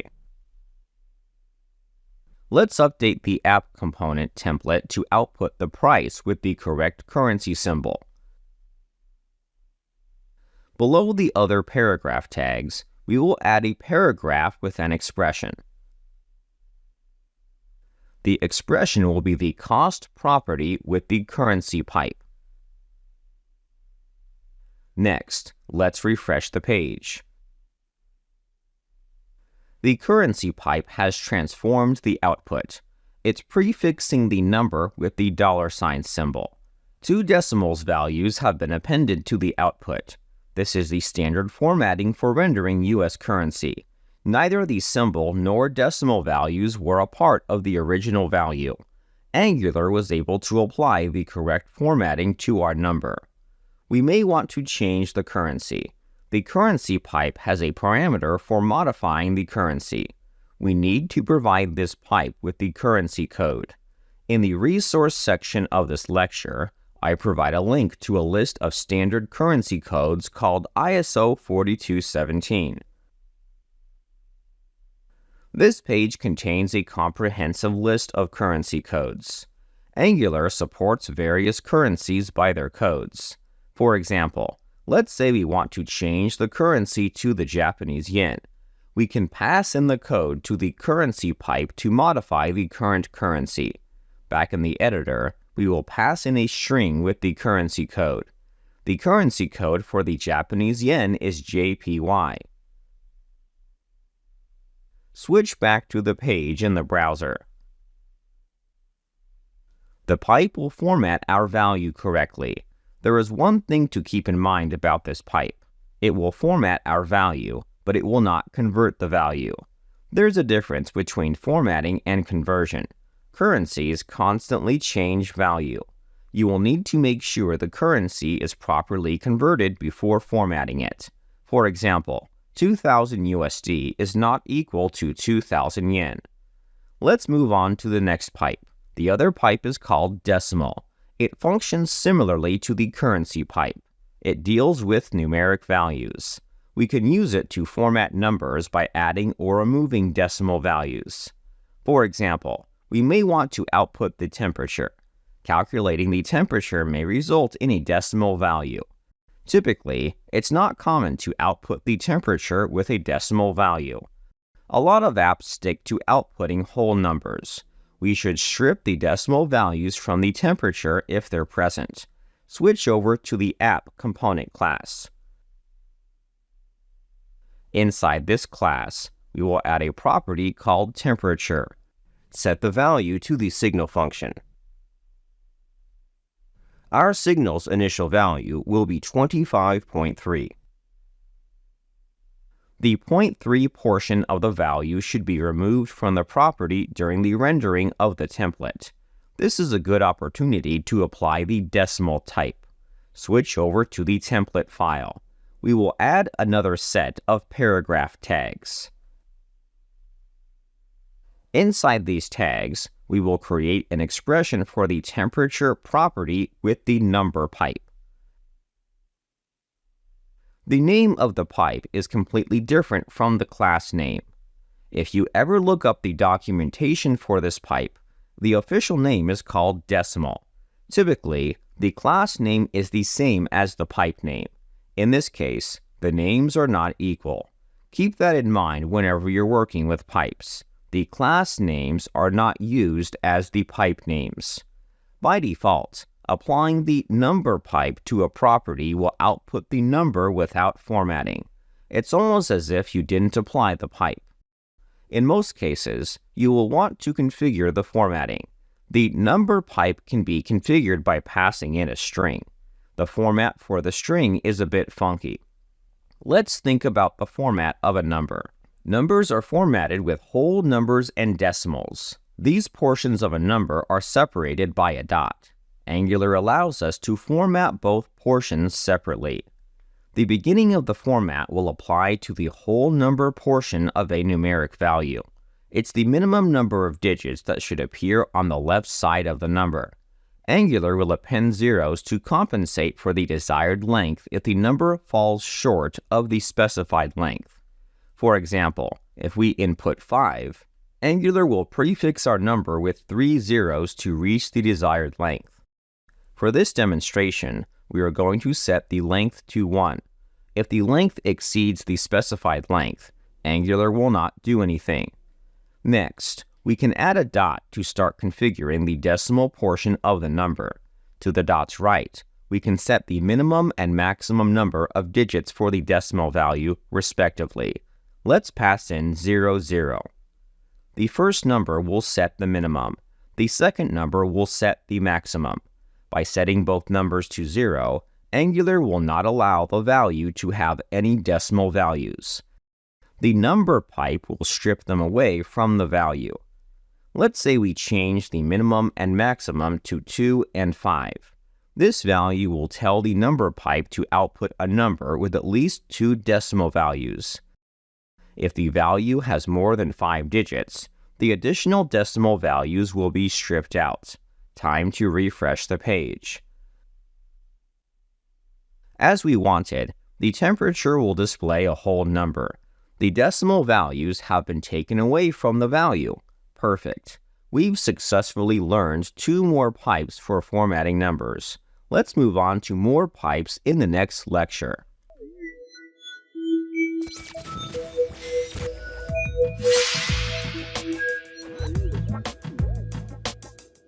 In this lecture, we are going to talk about one more pipe for helping us debug our applications. It's called the JSON pipe. In the resource section of this lecture, I provide a link to this pipe's documentation page. According to the description, it was added to help with debugging. It's not meant for production apps. The JSON pipe will output an object or array onto the page. Let's create an object to output in our template. Open the app component class file. Just like any other pipe, we must import it. If you were to look at the documentation, it states the JSON pipe can be found from the Angular/common module. Update this import statement to include the JSON pipe. Next, let's update the imports array from the component decorator. Add this class to the array. To test this pipe, we're going to create an object. Create a property called pizza. Set the property to the signal function. The initial value will be an object. It will have 2 properties called toppings and size. The toppings property will be an array of pizza toppings. Feel free to add your preferred toppings. As for the size property, we'll set it to large. Next, let's output this property. Open the app template file. Underneath the paragraph tags, we will add some pre-tags. Inside these tags, we will add an expression for the pizza property with the JSON pipe.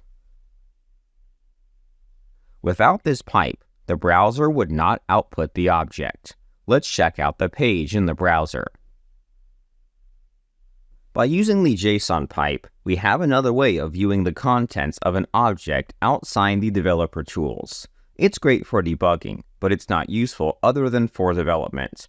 We will be using this pipe to help us debug our app from time to time. Be sure to remember it. In the next lecture, we will move on to the next topic for transforming content.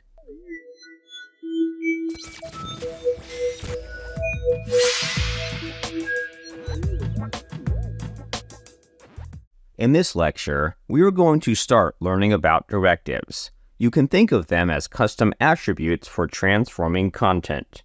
Browsers have various attributes for affecting the behavior of an element. For example, the target attribute on an anchor element can change how a link is opened in the browser. Browsers define dozens of attributes to alter an element's behavior. In some cases, we may want to create custom attributes instead of creating an entire component. Angular gives us this power through a feature called directives. We can apply directives to native HTML elements or custom components. They're more flexible than regular attributes. In the resource section of this lecture, I provide a link to an official list of directives defined by Angular. If you cannot see the list of directives, you can filter the list by selecting the Directives option. We are going to put our focus on the directives defined under the Common package. The other directives will be explored in other sections of the course. Angular refers to these directives as attribute directives. Attribute directives focus on changing the appearance or behavior of an element. For example, if we want to dynamically add styles to an element, this type of directive would be considered an attribute directive.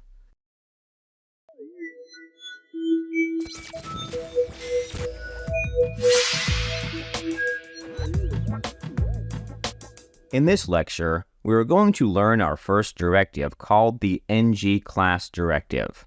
It's an attribute directive. Therefore, it'll change the appearance of an element.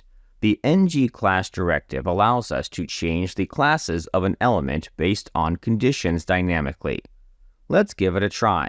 Before we start exploring this directive, we should make some room in our component. It's starting to get cluttered. Open the app component template file. At the top of the file, we will add an HR tag. Next, open the app style sheet file. We will select the HR tag with some margins to give our template some spacing. Alright, let's begin using this directive. For this demonstration, we will create a button for toggling a class. We should define a class for changing the background and text color of an element. Inside this style sheet, let's define a class called Blue. This class will change the background color to blue and the text color to white. Next, open the app component file. Before we can toggle the class, we should create a property for managing the state of the class. We will create a property called BlueClass.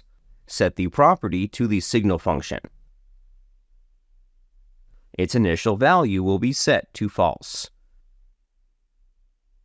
The property we've created will be used as the condition for toggling a class. If the BlueClass property is set to false, the BlueClass should not be applied to an element. Vice versa, if the property is set to true, we should load the BlueClass on the element. Let's begin dynamically binding this class to an element. At the top of the file, we must import the directive. The class directive can be found from the common module. It's called NgClass. We could add this class to our imports array. However, you may have noticed that our import statement is becoming large. There's nothing wrong with importing each individual class into our components. It's perfectly fine. On the other hand, things are starting to become cluttered. If you find yourself using a lot of directives, pipes, and components from Angular, you may want to consider importing the module. The common module can be considered a shortcut for importing all directives, pipes, and components offered by Angular. Let's replace these values with a class called common module. In our imports array, replace everything with the common module class except our post component. For custom components, we must continue importing them manually. Alright, let's start using our directive. Switch over to the template. Add a button element. Before we apply the directive, we should toggle the property. The button we're creating should listen for click events. Bind the click event on the button. Remember to add the parentheses around the event name. Otherwise, we won't be able to run an expression after the event is emitted. Inside this expression, we're going to call the BlueClass.set function to update the signal. We're going to set the signal to its opposite value. In an earlier section, I mentioned how logic should be outsourced to functions. This recommendation still holds true. However, we are not performing complex logic. Clicking the button should toggle the property, nothing more. If we have something as basic as toggling a property, it's much quicker and easier to write it inline. You can consider it an exception to the rule. The last step is to dynamically add the BlueClass to the button. The NgClass Directive is designed for this task. We can add directives by writing them like attributes. We will add the NgClass Directive to the button element. The BlueClass should be added to the button if the property is set to true. At the moment, we can't bind this class dynamically. If we were to pass in the BlueClass, Angular would add the class to the element. It's the same as using the class attribute. Dynamically binding classes to an element requires property binding. Surround the directive with square brackets. The NgClass Directive supports various formats. The most common type of format is an object. Object syntax allows us to add multiple classes dynamically. The property name will represent the class we'd like to add to the element. The value will be processed as the condition. Therefore, we can add the blue class to this object. Its value will be blue class property. If this condition evaluates to true, our blue class will be added to the element. If the class already exists, but the condition evaluates to false, Angular will remove the class. You can add as many classes as you'd like. Let's refresh the page in the browser. If we click on the button, the blue class gets toggled on the element. It's working perfectly. One question you may have is, why don't we bind the class attribute? That's a good question. Unlike the NgClass Directive, binding a regular attribute does not support object syntax. If you were to bind the class attribute to the same value, the class would not get toggled. The Angular team has introduced the NgClass Directive for easily toggling classes on an element. That wraps up our discussion on the NgClass Directive. It's a very powerful directive for dynamically binding classes to an element. In the next lecture, we will look at an alternative solution to the NgClass Directive.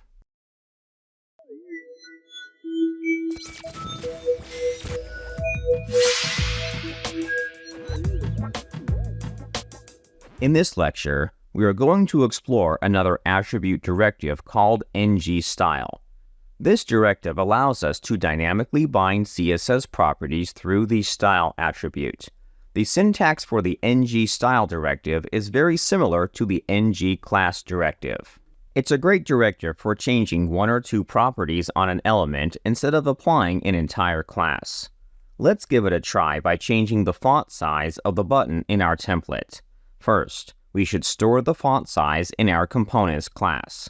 Open the app component class. Inside this class, we will create a property called font size. As usual, set the property to the signal function. Its value will be 16. The next step is to bind this property to the button's font size with the Ng Style Directive. Let's open the app template file. On the button, we will add the Ng Style Directive with property binding. Once again, we're binding the directive. By default, directive values are not interpreted as expressions. Binding a directive will allow us to bind the value to properties in our class. Otherwise, we won't be able to bind it to the font size property.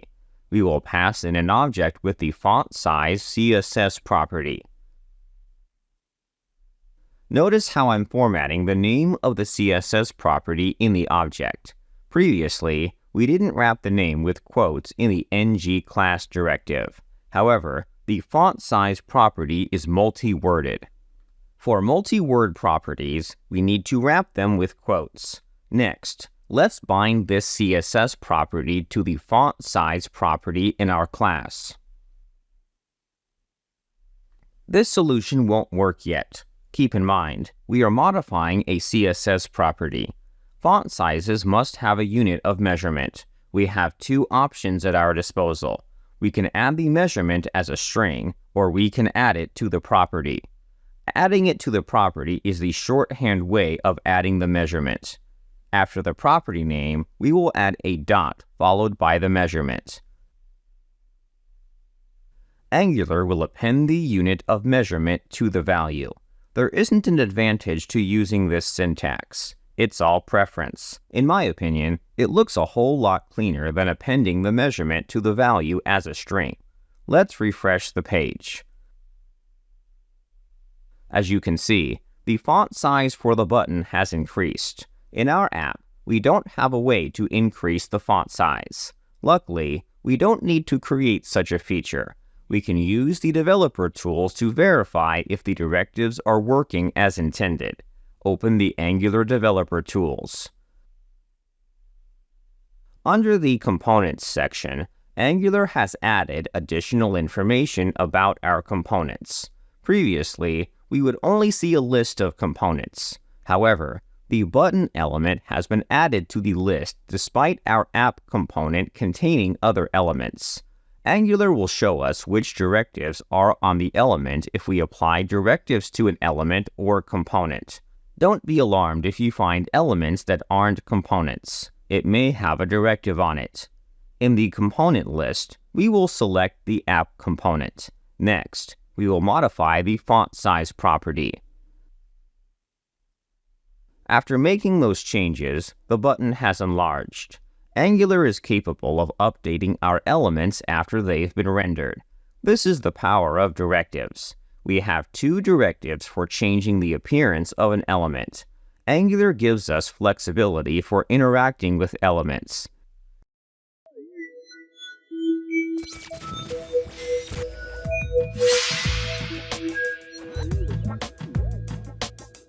In this lecture, we are going to dynamically render content with the if block. With the introduction of Angular 18, a new way of rendering content was introduced called blocks. Blocks are not going to replace directives, but they are recommended over directives when possible. The if block can add or remove HTML elements from a document based on a condition. The if block functions similarly to an if statement in JavaScript. It'll execute code if a condition is true. In this case, we will display a piece of the template based on a condition. We will continue working on the app template file.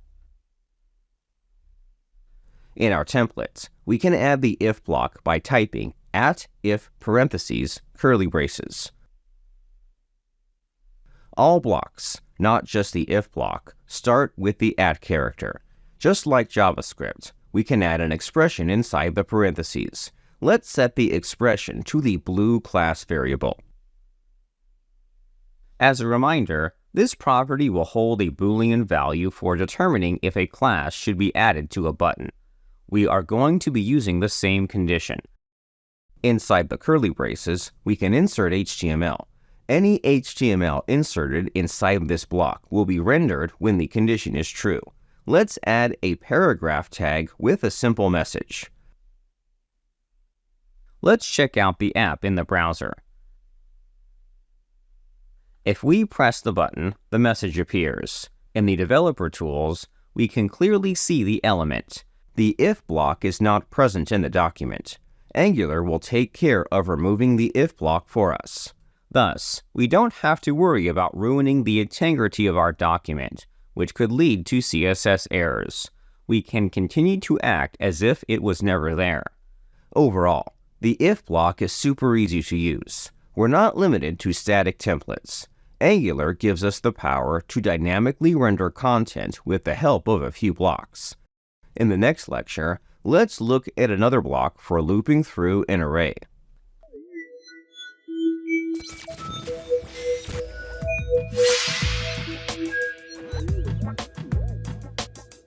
In this lecture, we are going to explore one more block called for. It's a block for looping through an element with an array. It's common to perform this type of action. If you think about it, a majority of apps are made up of lists, a list of users, posts, products, menu items, etc. Everything we do revolves around lists. As it stands, if we want to output multiple posts, we need to copy and paste the post component.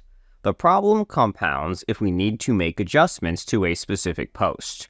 It would be nice if the template could output the current number of posts without updating it as often. We can cleanly loop through an array by using the for block. This block will loop through an array in the template. The element it is applied to will get outputted on each iteration. For this demonstration, let's try looping through an array of images. We're going to reuse our post component. First, let's create an array. Open the app component class file. Below the image URL property, we will create an array called images. When creating this property, make sure it's a signal.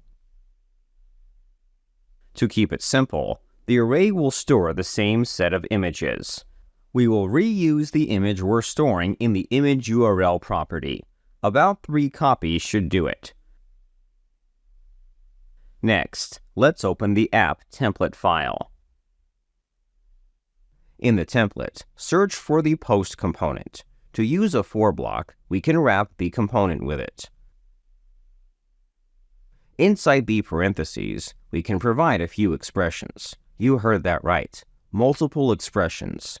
Throughout this course, we've been dealing with a single expression for each directive.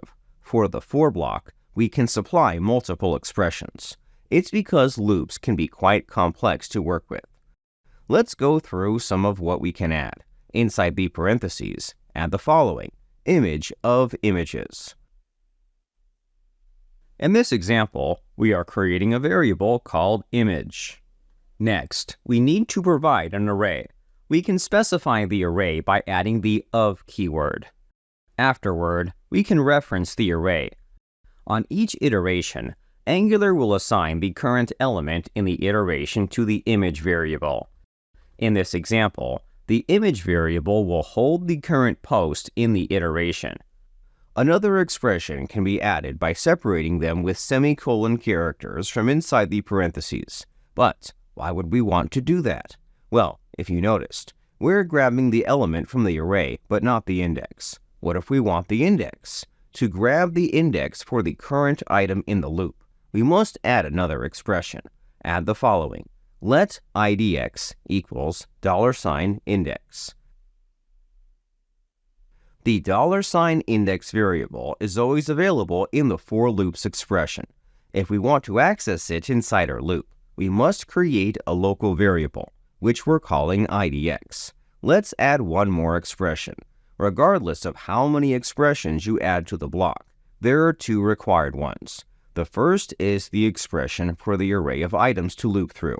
The second is a tracker. Looping through items is not as easy as it sounds.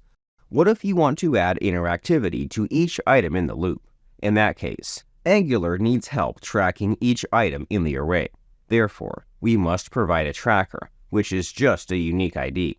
To add a tracker, we can add the track keyword followed by the unique value. Let's use the IDX variable. It's important that the value is unique to each item in the array. If you're looping through an array of objects, this could be an ID. However, we're just using a simple array, so the index will suffice. We should update our component to accept the new data. Currently, the component will throw an error. Instead of passing in the image URL property, we can pass in the image variable. The image variable is accessible in our loop. This includes the component itself. Therefore, we can pass on the image variable to the component.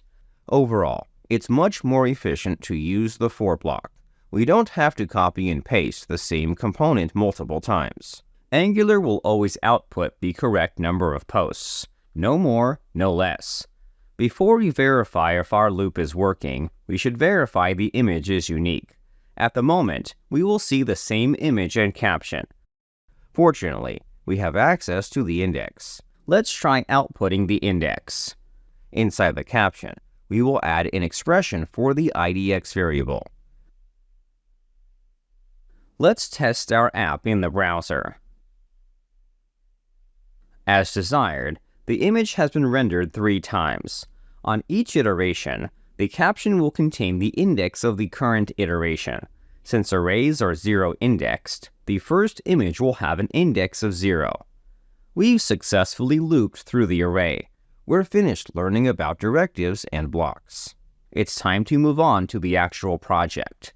I think you would agree with me in saying our project is starting to get cluttered. If we're going to learn more features, we should be working with an actual project we can add to our portfolio. Let's get started with a new project in the next section.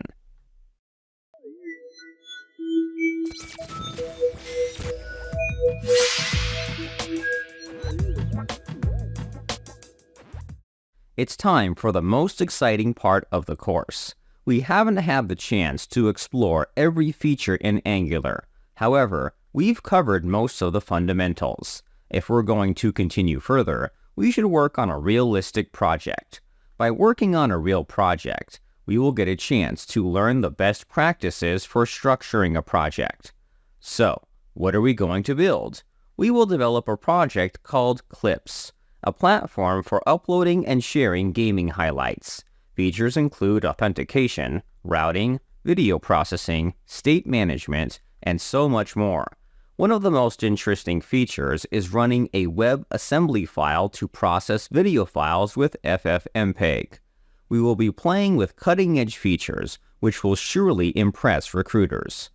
On my screen, I'm showing the static design of the app we will be developing. It doesn't look like much, but believe me, it's going to take a lot of work to convert this template to a functioning app. Once we're finished with our project, we will be deploying it. Throughout the development lifecycle of this project, you will be surprised by how helpful Angular can be. First, we need to create a new project. Open the command line in your editor. We'll be working in a completely new directory. We aren't going to be installing our project with the Basics app we worked on previously. Inside the command line, run the following command: ng new clips. The CLI is going to ask us to select an option for a CSS format. We're not going to be using a preprocessor. However, feel free to choose a preprocessor if you are familiar with any of them from this list. Afterward, we're going to be asked if we would like to use SSR. That's not something we'll need. Select No. After selecting our options, the CLI will begin creating and installing the project. This installation may take a while. After the installation is complete, let's move into the new project. Now the question is, where do we begin? What's the first step we should take for developing an app? It can be a daunting task to get started. From my experience, I like to start by importing the static design. We already have the template in hand. We should start adding it to our project. In the resource section of this lecture, I provide a link to the template for the homepage. It's completely static. I haven't done anything to this template to prepare it for Angular. We are going to make it functional from top to bottom. Copy the entire HTML template to your clipboard. Next, open the app.component.html file. We will replace the components of this file with the code we've copied. Inside this file, I've added dozens of comments. These comments will help you navigate the sections of the project. I will be referring to them whenever we need to work on a particular section. I'm going to minimize some of the sections. The home page has a total of 4 sections.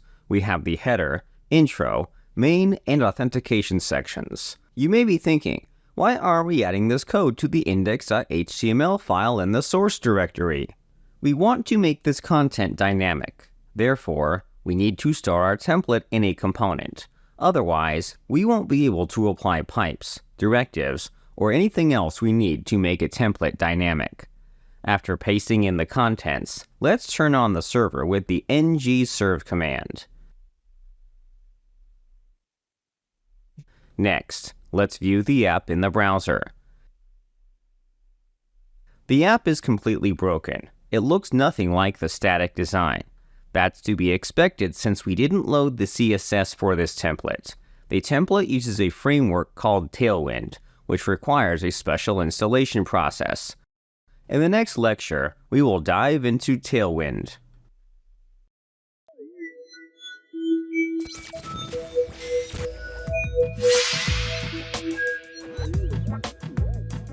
Congrats on finishing the first 4 hours of Luis Ramirez Angular Bootcamp course. Make sure to show yourself some love because most people, they don't make it here.